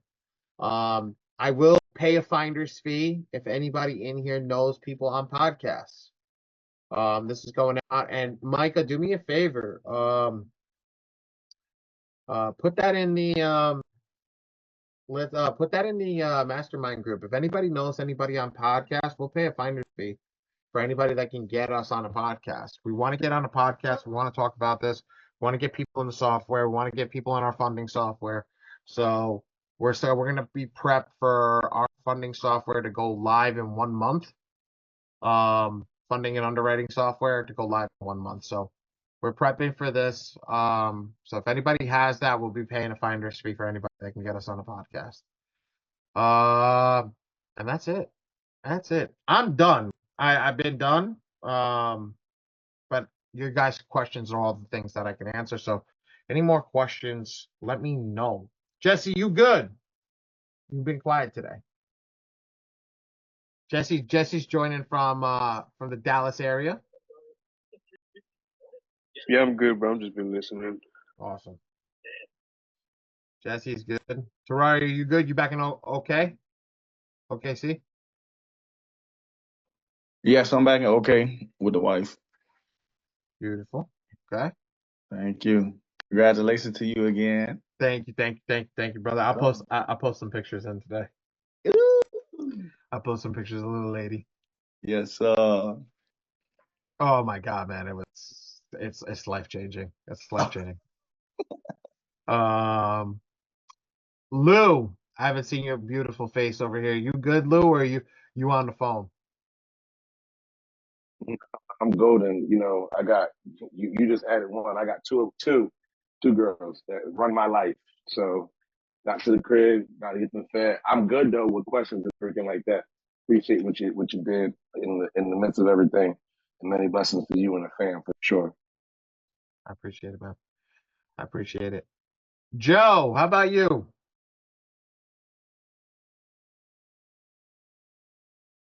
Yes, man, I'm good, man. I'm good. A lot of info, man, I've been taking down about the arrest these damn credit bureaus, so they can process these packages, these letters. Let's get it. Let's get it. And if you Absolutely. got any issues, please get in touch with me. Look, I know I'm a little sluggish these last few days, but trust me, I'm gonna be here as much as I possibly can to give each and every person the best shot that I possibly can. All right? No, man. We ain't stressing it, man. We know that you just had a newborn, man, and everything. Ain't nobody in here stressing that.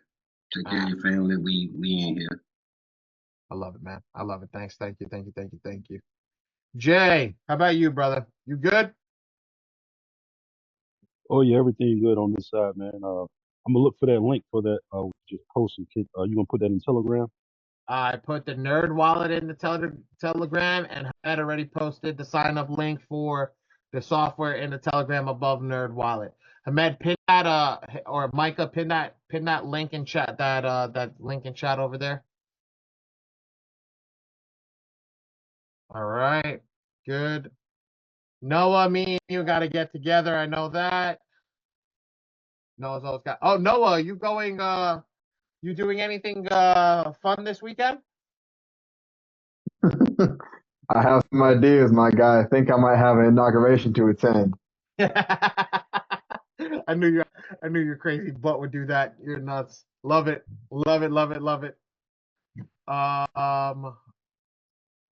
Jesse, I asked iPhone. Who's the iPhone in here? I didn't even realize there's an iPhone. iPhone, you good? And then I got Corey who's cutting hair. Is it saying iPhone for me? It's Kendra. Yes, that's me. Yeah, I said Kendra left a long time ago. Hey, No, have you I done came any? back in because my phone, I'm moving around as always. I'm always listening while I'm moving. Girl, you in Target again? My connection has dropped and I logged back in. You in Target again? Don't lie. No. I went to my box, my mailbox, my PO box.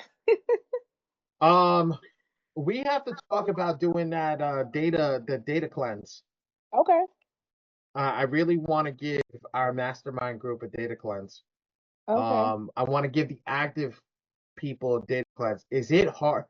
And again, I'm asking in front of everybody here, is this something that's hard to do, or is it something that can be a DIY type of thing, or do you have to do it because you're the master hacker? Yeah, that's fine. We can discuss. We can talk more about it. Okay. Do me a favor, call me tomorrow. Say that again. I said, do me a favor, call me tomorrow. Let's discuss that. Let me, Okay, that's guy. fine. I wanted should I go ahead and run for the 22nd? Should I go ahead and run it with you again for the next round, or should I go ahead and do it the way we did it and just put it through myself? You need me to help you run it? I mean, if you want to, that'll be nice. If you're not busy, I don't ever I don't want to take your want to time. I don't ever want to do anything anymore. I'll be Okay, don't honest with worry, you. then I'll No, do no, it. no, no, no, no, no. I help you, but no, I'm saying I don't ever want to do anything anymore. All I want to do is spend time with my munchkin. Right, I understand. That's why I said I don't want to take too much of your time. I know you just had your baby, so I want to be considerate, of And it that. don't matter. Like I said, I posted to everybody. This is the truth, and the fact of the matter is, like, I gotta do what most people won't.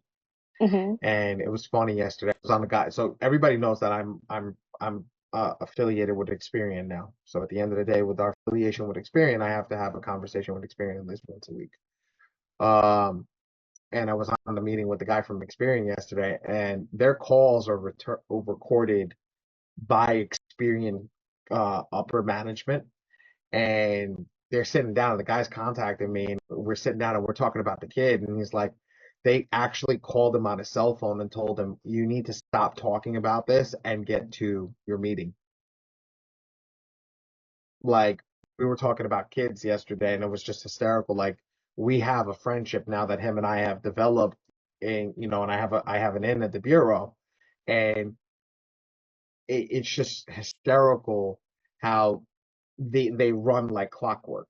So it's so nice that, like, I was still working with my daughter, but it was like people, they don't like that. So that's why I was like, I was talking about this with you guys, and the same thing. Like, it's awesome to be able to have that conversation with everybody and tell them exactly what it is. Being a new dad is fun. It's tiring, but it's fun. I know I got used to coffee, man. That's something that saved me so far.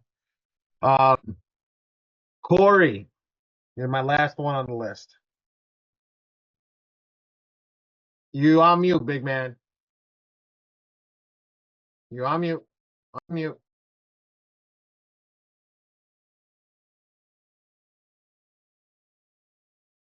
Can you hear me now? Yeah, I can hear you. I just want to know, you good? You have any other questions that you need answered? So they dropped that link in the chat. Absolutely. They dropped it in the Telegram group. Okay, that's what's up. I'm gonna be at them because I need that. Get it? I appreciate you, Ali, man. I fool with you, though. I appreciate you. All my letters go through y'all. I appreciate everything, man. Like I tell everybody, I appreciate every single one of you guys, and this is why I do this. I do this to make sure that everybody has what they're looking for and somebody that's accessible. Um, I felt very bad that I wasn't able to do this last week, but I had a good reason. Um, and I want to help you guys as much as I possibly can. I had no guidance when I was doing this. I had nobody that gave me anything. The only thing that I had was I had a network that I was able to tap into, which I'm learning now is huge. Um, and we're gonna start doing that. So everybody that's here, anybody that has anything right now, start tapping into your network, start talking to people, and get proper landing pages, get proper things set up, and have proper deals. You should have a deal going every single month. Every single week there should be something. Like, I'm gonna do my there's no deal for February. February 10th, I'm gonna run a deal for my daughter. Like, my daughter's first month born. Like, I didn't want to do newborn for the month, but it's my daughter's first month. Like, and that's kind of where, because I don't want to give anybody, like, the day she was actually born. I just want to kind of like keep that to myself, but I want to give a deal out like that. Always have a deal in the back of your head. Always be willing to give a discount in the back of your head. You're not discounting yourself. You're telling them that you're willing to close a deal on any day and you don't mind what the deal is. Yeah, you're going to lose a few bucks here, you're going to lose a few bucks there. But I would rather lose 10% and make 90 than make 0. That's a big thing that people don't have. If anyone needs landing pages or full, Hamed, why don't you just come and talk? Don't send me that. I can't do that. Yeah, sure. Okay, so if anyone needs landing page or sites for their businesses, so they can contact our team. Me and Ali, we are also running a development business. Means like a technical support and any development services. So I will also put the website link in the group. Our Blackstone consultant, you can contact us there. There you go. Perfect. There we go. Oh, somebody messaged. Definitely need a landing page for the credit and skincare. So Terrario Jr., Mr. Terrario Jr. Hamed, he's in the thing. Put a link over there and get in touch with Terrario, okay? And get him a hand and try to work with him. Try to get him whatever he needs. And that's it. That's it, ladies and gentlemen. That is it. We are definitely happy. If anybody doesn't have, if nobody else has any more questions, if nobody else has any more concerns that they want to go over, Yes. everybody is free to leave except for Mr. Micah and Mr. Hamed. Got a question. Go for it. You know, I'd be asking away. So me getting started, do you from your mentor's perspective, do I need to like start some type of what's the word I'm looking for? Like a face shot and those things of that nature and like a flyer pretty much. So I'm doing it myself. Everybody told me it was something that you had to do. I'm doing it myself. The lady that did the photography for my daughter is the lady's going to be doing my face shots and everything for me. Okay. So I heard that it's possible because you want it on the landing page. Mm, So yeah, you're going to want to have something that looks selling worth. So okay. yeah. So whip out the watch, whip out the nice shirt or suit or whatever, whip out the glasses that everybody wants, whatever, and do what you need to do. Here's the thing, I was never a flashy person. I have all the flashy shit. I was just never a flashy person.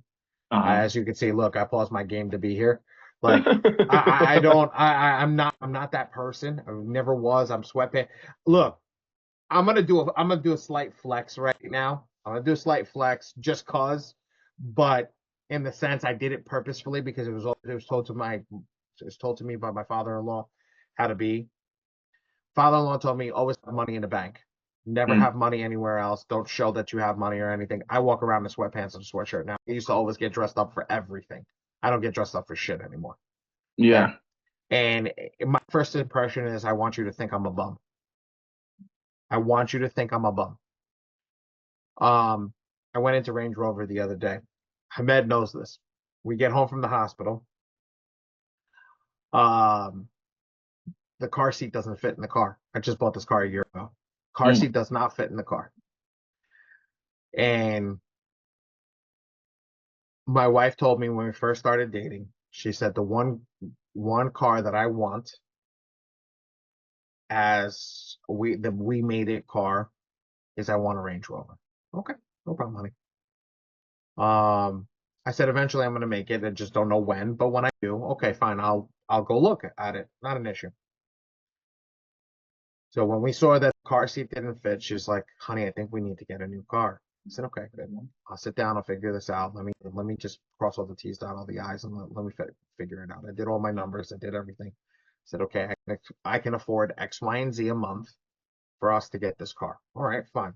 So I get in the car. The Range Rover dealership, literally 2 miles down the road. mm. I drive down to the Range Rover dealership. I did this purposefully. The flex is real. I looked at the guy and I told the guy I would like to buy a Range. Okay. LWB, long wheel base. Why long wheelbase? The back seat, for where the back seat is all the way back to where it starts, is 8 inches bigger in the back. So it's 8 inches bigger, quote unquote, than any other car. FYI, bullshit. I didn't fit. I didn't fit in the driver's seat with somebody behind me. So it wouldn't have fit the car seat anyway.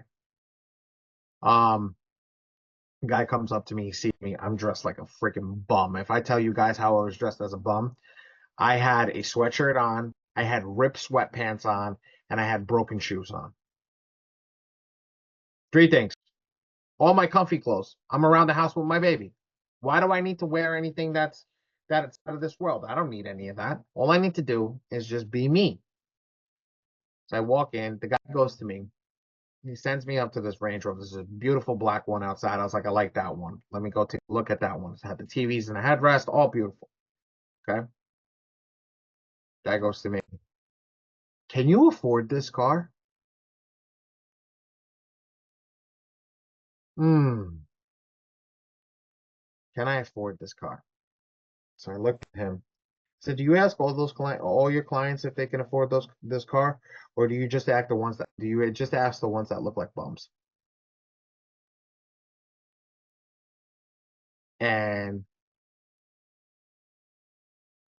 I'm hoping he gave an honest answer.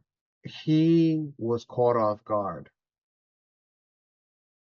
I literally whipped out my bank account. I showed him the thing. I said, this is my bank account. Can I afford the fucking car? He looked at me and his face went white. I said, okay. Not purple, but white. But straight white. He's like, he shit himself. He like straight shit himself. I wouldn't have turned white. I would have turned red and said, if you can show me a check stub, I will come and work for you right now. So first off, you judge a book by its cover. I've walked into Rolls Royce in Greenwich, and the guy at Rolls Royce treated me better than the guy at Range Rover. You got to understand something. When you're dealing with people, don't ever judge a book by its cover, whether they're broke or they're rich or whatever. They do things for a reason. My father-in-law taught me this. My father-in-law was a multi-millionaire. He taught me that. He goes, when you go buy a car looking like a bum.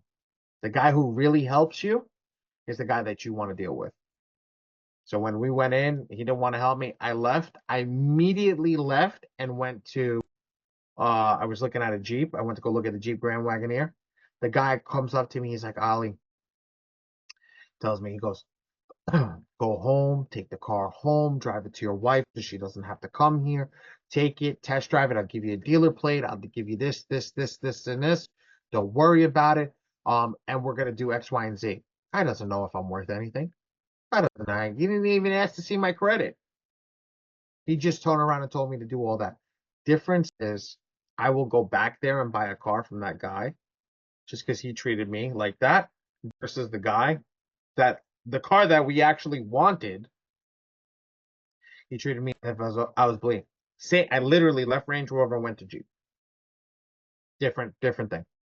Same thing happened, and I'll tell you the funny part, same thing happened in Cadillac. Joe, go for it. Oh yeah, true testament about don't judge a book by its cover. I go to the gym on a regular. I've been seeing this guy at the gym, white guy, about 30 something years old. We always say, hey, how I was up to each other, this and that third.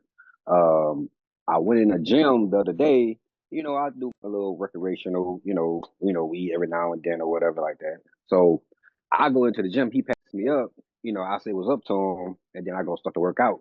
He came over and he was just like, hey man, he just pulled out his phone.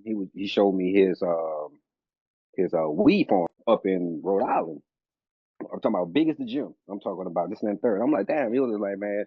He said, I just wanted to show you because I smelt it on you. I was like, oh man, what's up, man? And then we get to talking. The guy is, I'm talking about rich. I'm talking about he's a veteran just like me, from the military, veteran. He told me he got so many different properties around here, down in Pensacola on the Wisconsin. He got acres and acres of land that he's gonna break down and give it to his VA homeboys and like, like, look, give me 15,000 under the table because of taxes or whatever like that. So he's gonna give it to them so they can build generational wealth on it and everything. And he was just like, yeah, that car I got right there was in the parking lot. He was just like, yeah, I got that Explorer over there. I'm like, yeah. He was like, it's used or whatever like that, but I got it for $1. I'm like, how you got it from $1? He's because of he went to the Ford dealership and he bought 10 F-150s for his crew. And I'm like, for your crew? I'm like, what are you talking about? He's like, man, I got like 10 contractors. We build houses, build, duplexes, triplexes all around for generational wealth. The guy fucking dresses bunny, wouldn't even fucking think, wouldn't even fucking know it. He just came over and talked to me. He was just like, hey man, just tap in with me. I'll show you the game on how to flip these real estates around here. You can use your VA loan to go out and go leverage that and go get duplexes and fourplexes and everything. I was just like, wow. And Let's get him in. Let's get him into Mastermind. We got a lot of retirements over here. Let's get him in here.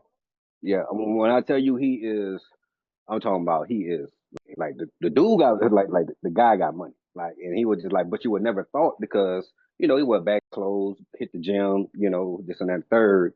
Real humble guy, white guy too, real cool. And I was just like, man, like I looked at him, I said, man, you would never know. He's like, man, I keep to myself, just raise my kids, single father, this and that third. And I'm just like, wow, man, like I love your story, bro. It was just, and that goes to show you don't got to be flashy. You don't got to be, have all the bling on and be dripped down in Dior or whatever like that to actually give value or be a good person. So that's my little testament. Like, and this literally happened like 3 days ago when I really tapped into him. And I told him what I do and everything, and he's interested in that also too and everything. So let's do it like this. Let's get people help. Let's bring them in and let's set up something over here so you have backing with us over here to help you get what he needs on his end to get that help. But give me a second. I want to show you something. I want to show everybody in here something. Yep. Just a little bit. Like just a little. I got you. I ain't gonna go crazy. Oh shit.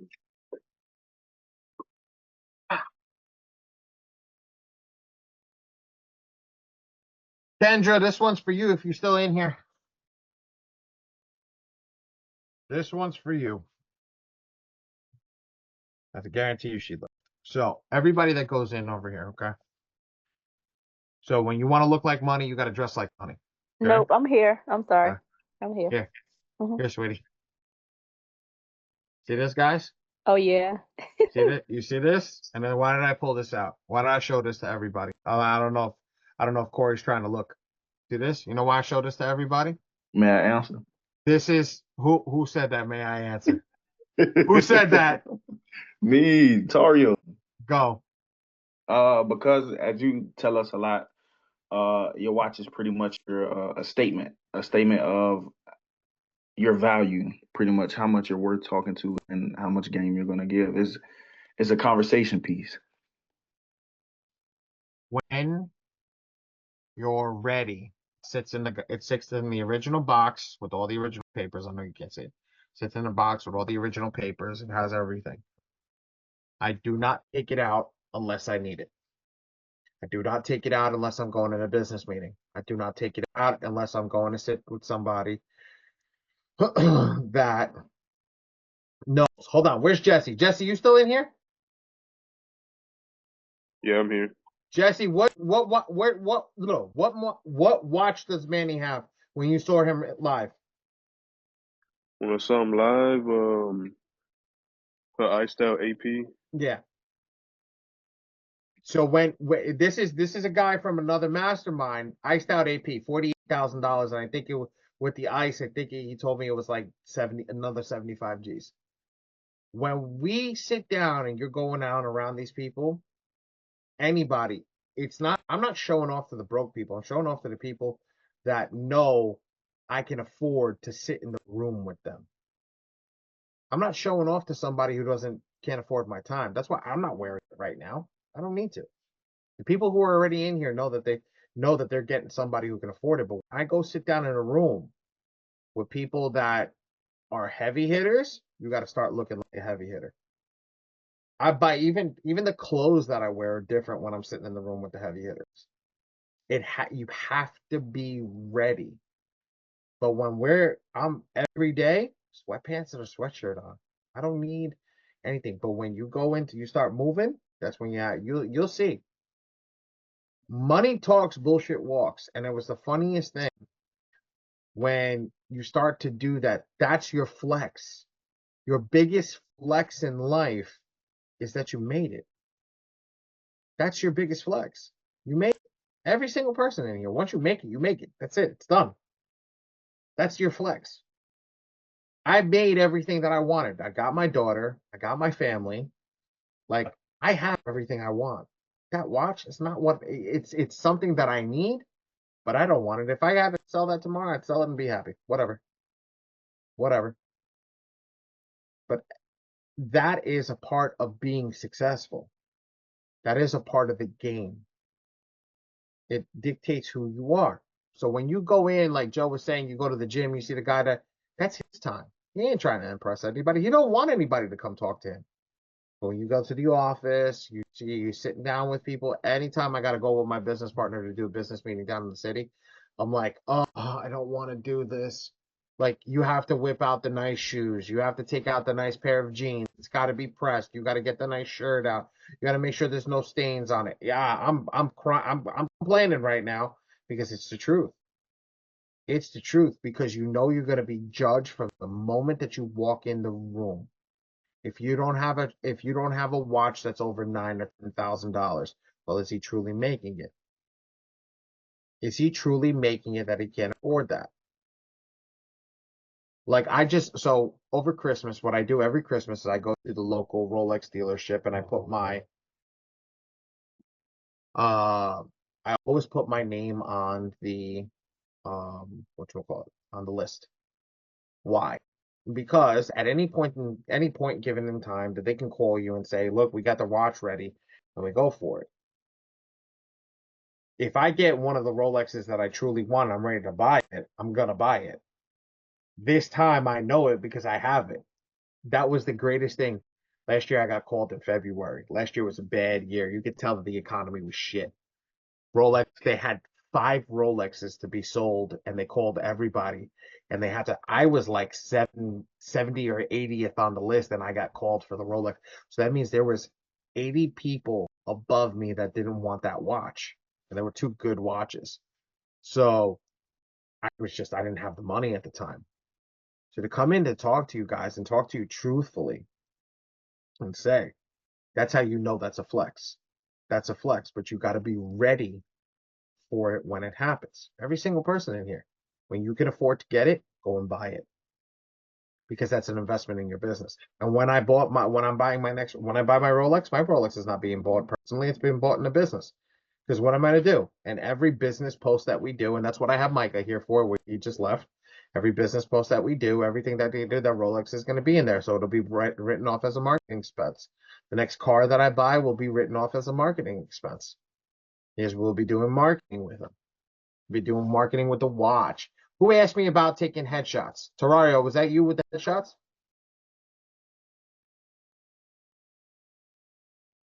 Yes, All right, ready? Let me show you something. You got me up on cam? You can see me? I can see you. Ready? Talk to me. I want to show you something.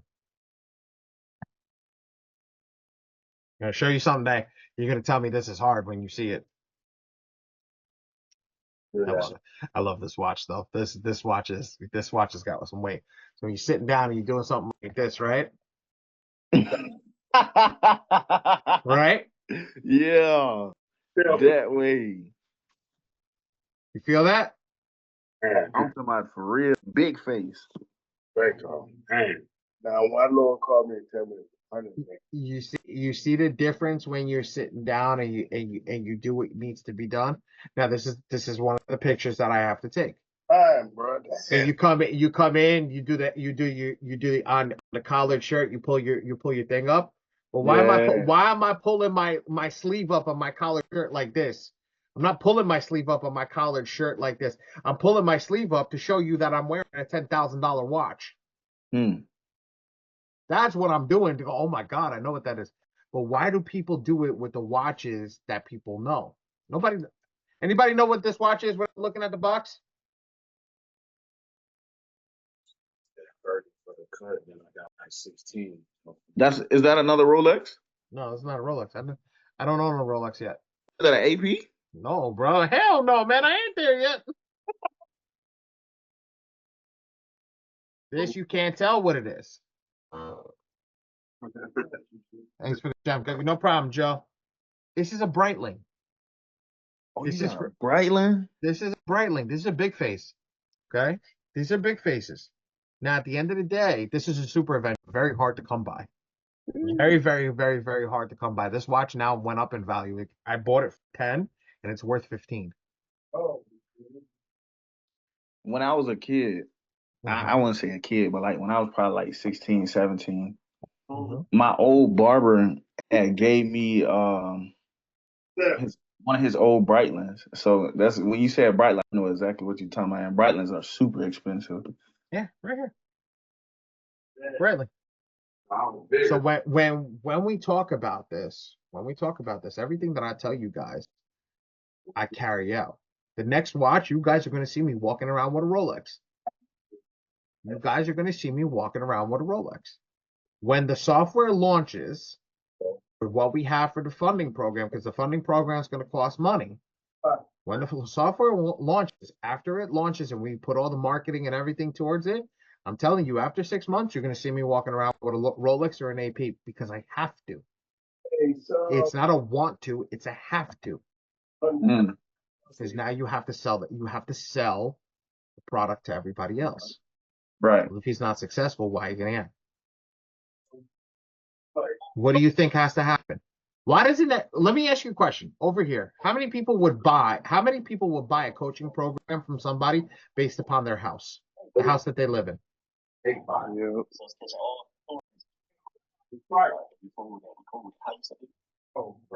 there's a lot of quiet people.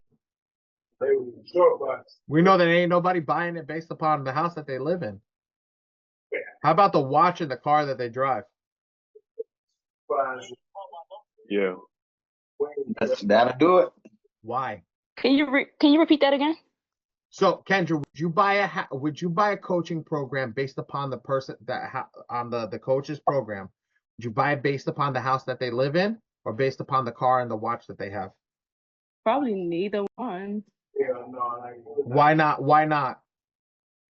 Because that doesn't determine or that doesn't tell me anything about who you are as a person. Like me personally, the only reason why I am even here, is just because I don't know. I can't just jump into something just based off something that you have. Like it has to be a reason for why I am here, and that wouldn't be like a good enough reason for me just to buy in your program just because you got a Rolex, a Bentley, or a big house, or that. I don't know. I don't move that way. You don't move that way, but how No. many people in the world do? A lot of people, because they're caught up into just a lot of materialistic things. That's why. Is it materialistic? Is it materialistic? What do you mean, like the cars, the houses, and stuff like that? Hold on. Who's going? Who's about to talk? Because I want to see. Because I want. I was about to talk. I thought it was Noah. Go, Noah. Go. Yeah, I was about to talk. Go, buddy. Go. So I feel like you can call it materialistic, but last time I checked, the most prestigious figures or people with higher status tend to have the best toys. So it's not really the material that you see value in. It's more so the fact that they have it. So yeah, I think that's probably the BS that's not being said here. How about I change the ideology on what you guys are saying? It's okay. We look at it as material.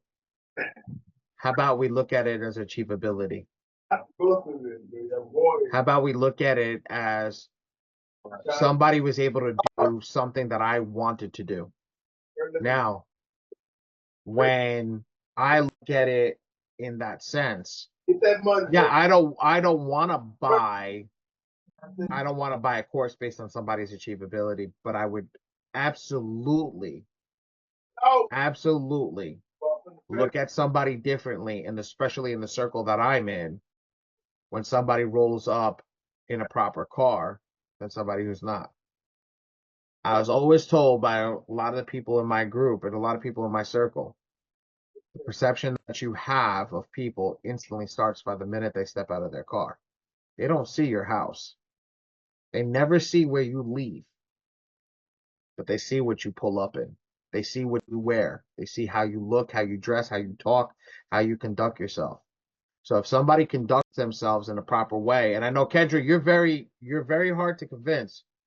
And I've asked you Yeah, this. because it's a lot of people out here that has a lot of things that, such as like nice cars, nice jewelry, homes and stuff like that, that don't have no value whatsoever. So I think it's just more so like the way the question was put out there. Absolutely. Yeah, it's the way. Absolutely.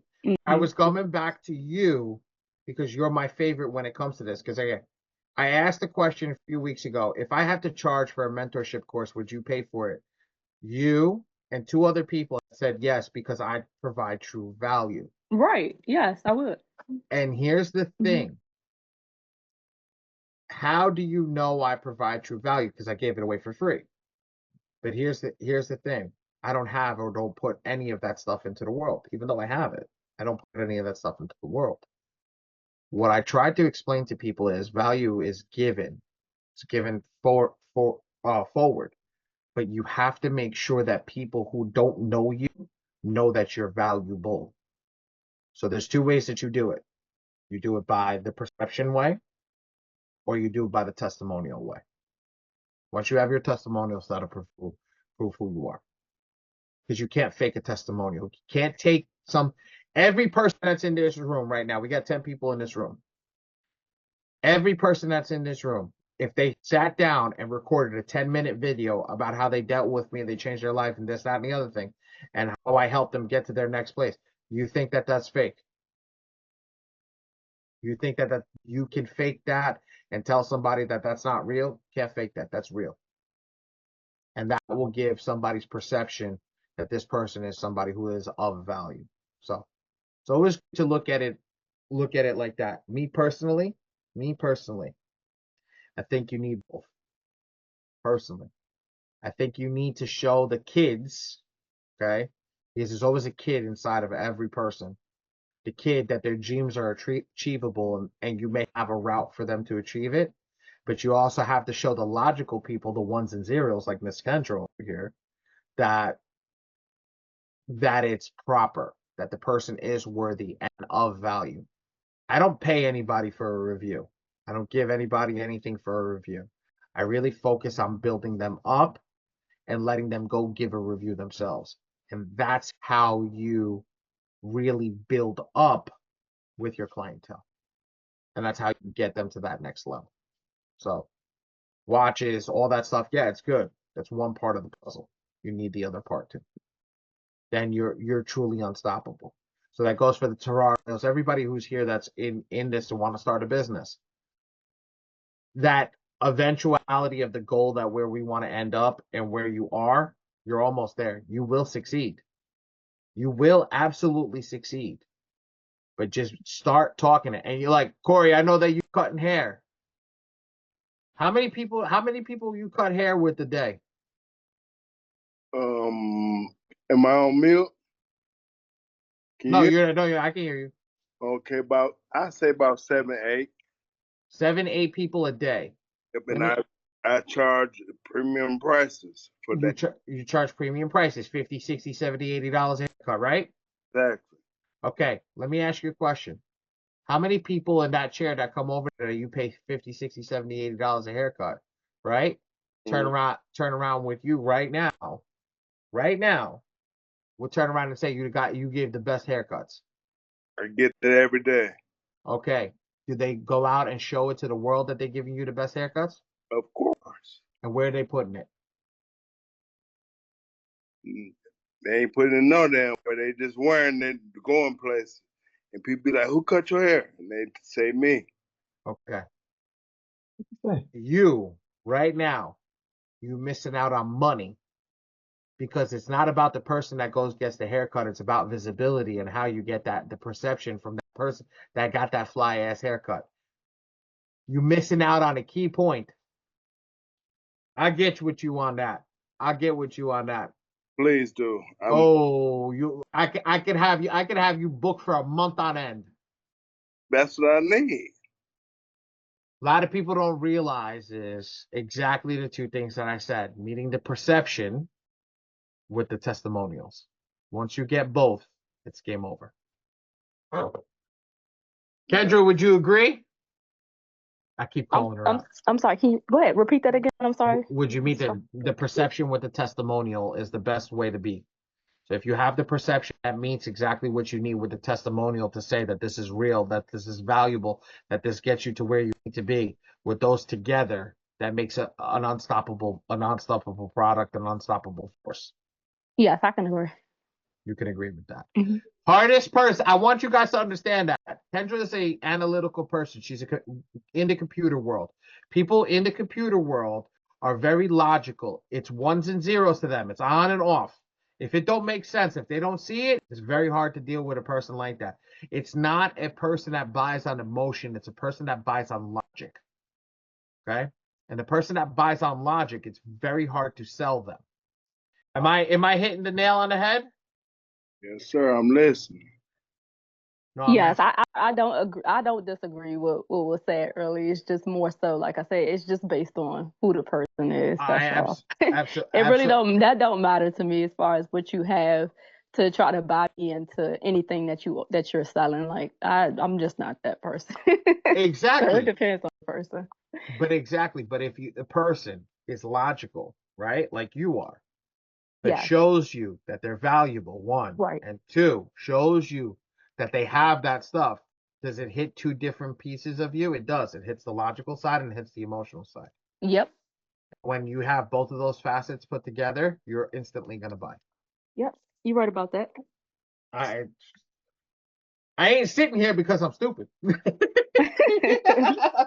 I told you. Remember when I told you about your jewelry store? That's funny. I'm sitting here. Oh. That's the reason I'm sitting here. Oh, right. Noah got jokes. Remember when I told you about the boxes for your business in the jewelry store, creating a little box to send out and get a little piece. Think about this. I bought this little small little box, right? This is from the local jewelry store, right? Sending out a box like this. Corey, same thing with you. You should be creating hair product boxes for men. Okay? If you do women as well, for women, that they can sign up every month. They give you favorite hair product, favorite thing to use to clean your beard, growth, all this stuff. This is things that you got to do, brother. You can monetize your business in multiple different ways, not just by the haircut, but them getting stuff to take care of themselves. Who did you say that was doing hair care? Beauty? No, not beauty. Corey's a barber. Oh, Corey. Okay. He's been cutting hair while we're here. Okay. Corey, I think our team can help you with that to become a brand. And I think Ali can understand what I am talking about. What do you think I'm trying to get? I'm trying to get him in the same place. He's not a brand yet. And to create the brand, he has to brand himself outside. But he has to create something. Corey, let me ask you a question. Do you have that poster that says the name of your business where they can go and take pictures? No. Why? Lack of information. Okay. I need you to go tonight and find yourself a logo. Send me your logo tonight. Hamed, reach out to Corey. Yeah. Corey sent a message. I think Corey sent a message about 2 messages up. Corey Woods. He sent that right above Micah's message. Message him privately. Get with him. Make sure he has a logo. Sure. I'm gonna make you a piece, right? I'm gonna find out how much it costs. Basically, like how do we take it? Like the awards, music awards, things like that, where it says the name of their logo. What you do is when a guy's done, okay, there's 2 things you do. Hamed will teach you how to brand, okay, and get your business to brand. You get that piece, and every time you get somebody to get a fly ass haircut, right? Yeah. You take a picture in front of that haircut, okay? They take a picture and they post it on social media, and they tag you in the post. Yes, sir. Watch how fast your business will go up. Yeah, because if you are providing world best service in the corner of the street, no one knows until you don't show them. Because I've been doing this in this community over 20 years, man. My dad was in the community for 40 years. He moved down 3 stores. They didn't even realize. They thought he closed down for good. He moved down 3 storefronts. Dang. They thought he closed down. He closed down 100%. So, talking to you guys truthfully, a lot of the stuff that I see is things that you guys should be doing. All right, ladies and gentlemen. So basically, he needs to make himself more visible. Absolutely. Well, here, guys. Okay, I'm gonna give a secret away already. Huh? For all the people that stayed through the night. And I'm on this Zoom call. All the people that stay in the night. Here, look at this. I want to show you guys something. Oh, Jimmy. When you type in barber, right? I think I spelled it right. No, not C. Barber, right near me, right? And I'm looking at my thing, and I look at the barber, right? And look at this one. I don't even know who this one is, but I'm about to go take a look at this place over here. 7 years in business, all white place. Okay, so I got this one who's close. This is mile for I used to go here. Okay, this is funny. Okay, I see this. This person's got 33 views. Now, here's what I do. I go read the reviews over here. I see the Instagram. I see all that stuff, right? No, I don't want to write a review. Cancel. Okay, I want to read the reviews. I see that. See what's here, Corey? There ain't nothing here. There's no image here. There's no nothing here. Right. Now you get your guy, whoever's coming in with that poster that I'm telling you to take a picture, and they post a picture on this thing over here about a picture of their fly ass haircut. How many people you gonna come in there? If you're getting 8 people a day, 8 people times what? 5 days? That's 40 people. That's 40 reviews a week. 40 reviews a week. That's 480 reviews in a year, in a month, in a year. 480 reviews. You set yourself apart from every single person that's in the industry. Now you're flooded. You can take somebody whose business is here. I'll show you. I'm gonna go. I want to see where mine is. Okay, where I actually get my haircut. See if they're even on here. This is funny because he told me you got to leave me a review. I told him I sell the software. He don't want about my software. Let's see. And I said this. I did this about fundability too. This is something that your image is Why didn't you bring your everything. headphones? Your image is everything. If your image is not shown on the internet and people don't see your image on the internet, they're not going to want to do business with you. And not even the sense of not want to do business. The banks aren't going to want to fund you. The banks aren't going to want to do stuff with you because the banks see that you're not there. They're not going to see like this one. Look, 552, 41. Okay, let me see where's Hawthorne? Barbershop. There we go. Look at this one. This one, I go to this one now. 248 reviews. 10 plus years in business. When you look at that, and again, no pictures, okay, except for this one. This is what everybody should be doing. You should have a brand. Your brand is everything. What's behind me, guys? You see, this is my brand. It's also my last name, but this is my brand right here. Everything's about this brand. Everywhere I go, it's about this brand. That's the brand. My last name is a brand. I want people to know who we are. So anywhere that you go, you better have that. You better have that. People taking pictures that you're doing what you're doing. Leave me a review. Go over here, do X, Y, and Z. Get it done. Boom. They leave you a review sitting in the thing. The same thing with credit. The same thing with anything you do. Anything you do, guys. And Ali, you know what? Yes. I was into cosmetic jewelry before I got into what I'm into now. Mm-hmm. And I used to sell on Etsy. So, my daughter, her dad, he always say that I like to do a lot when it comes to just anything that I do. He was like, why do you feel like you need to put so much into like the shipping, like the just the shipping everything out as far as like the boxes. That's your brand. Yeah, so I was like, because I mean that's just that's like you said, it's your brand. So you want to present everything, the best way possible. And when I used to ship all of the stuff out before I stopped, everybody was always so caught up in like how the shipping, how the envelopes. Hey. So everybody was always caught up in like the envelopes, the boxes that the jewelry come in, because everything was pink. So I customized everything. And all my reviews will be based on like that.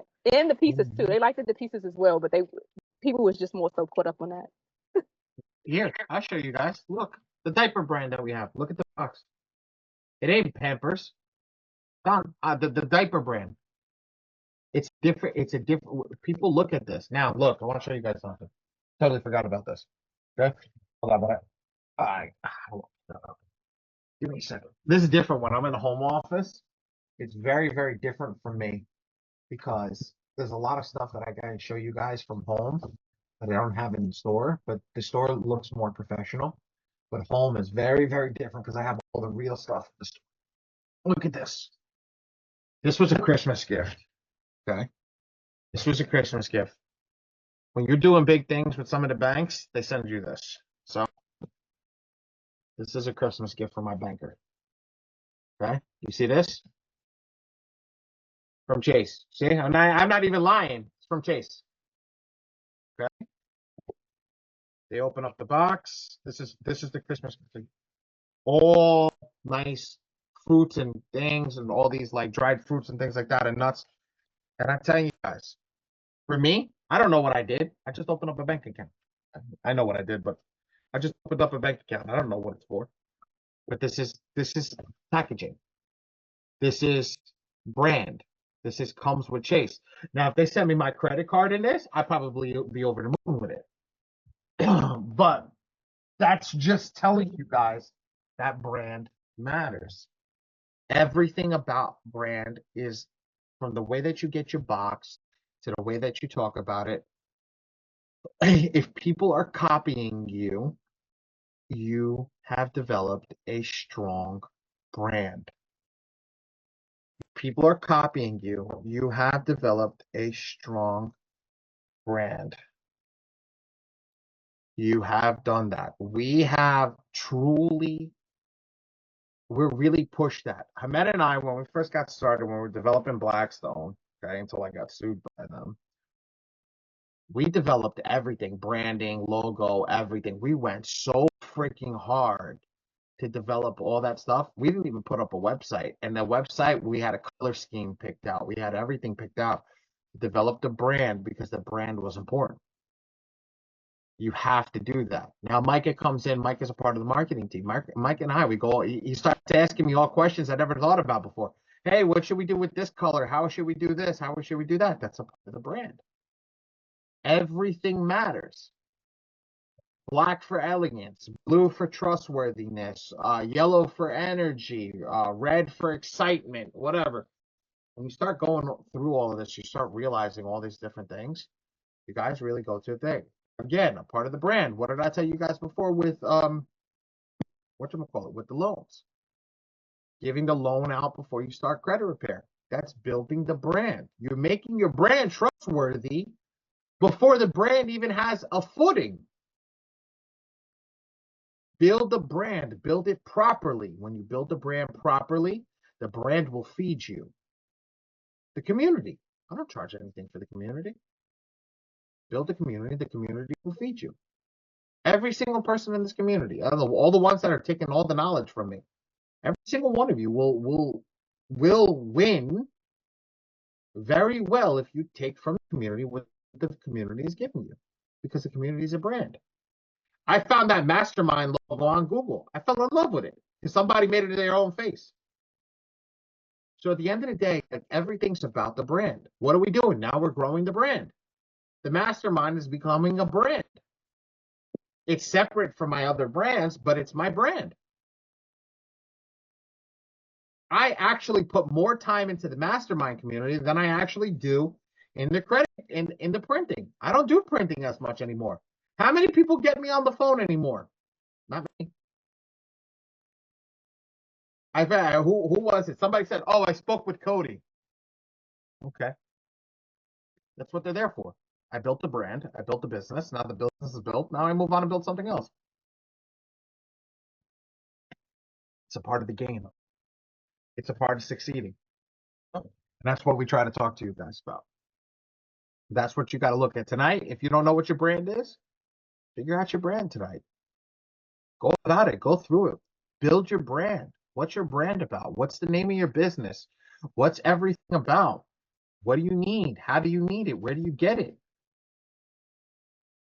What's your color scheme? All that stuff. Start putting it down. Start putting it down on paper. If you don't know what your color scheme is, go online and start downloading. What's your hex codes on them? All that's the HTML codes. What's all that stuff to build up? I'm working on my stuff now as you speak. My color scheme, I just did black and white. It's okay. But I think my website will look a lot better with the jewelry. It'll bring it more, like it'll bring the look of it out more with like the black the background. Mm-hmm. Mm-hmm. Absolutely. Absolutely. But you got to make sure your brand is correct with the black and the white. Well, what is it? An off-white? Is it regular white? Is it a vibrant white? Is it metallic white? Did you add something? Did you add some little glimmers into it? Did you do something special that And I nobody did my else knows logo. I about know it? I'm giving Well, some stuff away right now. Telling too much. I was working on it, what I'm working on now. But the guy that's doing my logo, I actually made him do like my name in diamonds. So the name is actually, it's like, I don't know, I gotta send it to you. But it's basically, it's made out of like diamonds. The name. I love it. Yeah. I love it. I love it. This logo was made on an AI site because I didn't want anything crazy. The logo that we have for AK Titan Group, which owns all of them, which is me and my wife's group, we had somebody draw it, legitimately draw it out. I have somebody who works at the store now. She's an actual, we got her from school. She's an actual design developer. She drew out the logo. She drew every hair on the lion's head. It's crazy. When I saw it on the back of a shirt, I looked at my wife. I was like, this is sick. I told my wife, I don't want no clothing that doesn't belong to me anymore. T-shirts, all that stuff. Hell yeah, man. I don't want nothing that doesn't belong to me anymore. When I go in the street, when I'm wearing my sweatpants, it's got my brand on it. When I'm wearing my sweatshirts, it's got my brand on the front and the back. When I'm wearing my t-shirts, it's got my brand. When I'm wearing my polos, it's got my brand. If it doesn't have my brand, I don't wear it. Why am I supporting Nike? Why am I supporting Adidas? Why am I supporting? Well, in this case, I love Polo. Why am I supporting Polo? Mm. I'm not supporting them anymore. I don't need to. They don't support me. They don't bring business to me. They don't bring business to me. So each and every single one of you, think about it like that. You're doing that. Stop supporting people who won't bring a dollar to you. Yeah, he dropping jams. Stop supporting people who won't bring a damn dollar to you. Start supporting yourself. Go find a local business right now, somebody that can do printing for you. Okay? Go buy t-shirts, sweatpants, sweatshirts, even jeans don't have to work. Go buy hats, everything and put it for sale. Put it for sale. Buy a couple, put it for sale. Somebody will buy it. And in the summer, when you really want to go get t-shirts, go give them to the kids in the community. Kids love free shirts. Yo, I got my hair cut over there, Corey. I got my hair cut over there. Look at that. Go get that. Go let that little toddler run around with your damn shirt on. He'll run around with that shirt on for a week straight. You laughing? Free marketing. Free marketing. Don't matter how many years you've been in the community. That's what you do. You got to do. Every single one of you. When somebody finishes your credit repair, I got my credit right with this company. I got good credit. All of a sudden, things will change. I promise you guys this. Wait, I gotta show the new sweatshirts. I was just talking to my wife about it. Actually, I sent her a message. I said, they sent us the sweatshirts before we left for the hospital. And the sample, I was like, okay, so we got to order the sweatshirts. And the sweatshirt came, my logo was huge on the back, and he's got to put the phone number on the bottom. And I just loved the way that it looked. It was I was so excited about how it actually came out. And that's the same thing. You're excited about wearing your brand. I know my brand does well. My brand has um, a website development company and also a app development company. My brand has marketing. My brand has credit repair. It has funding. It has other financial services. We actually got another business coming into it. It's got this mastermind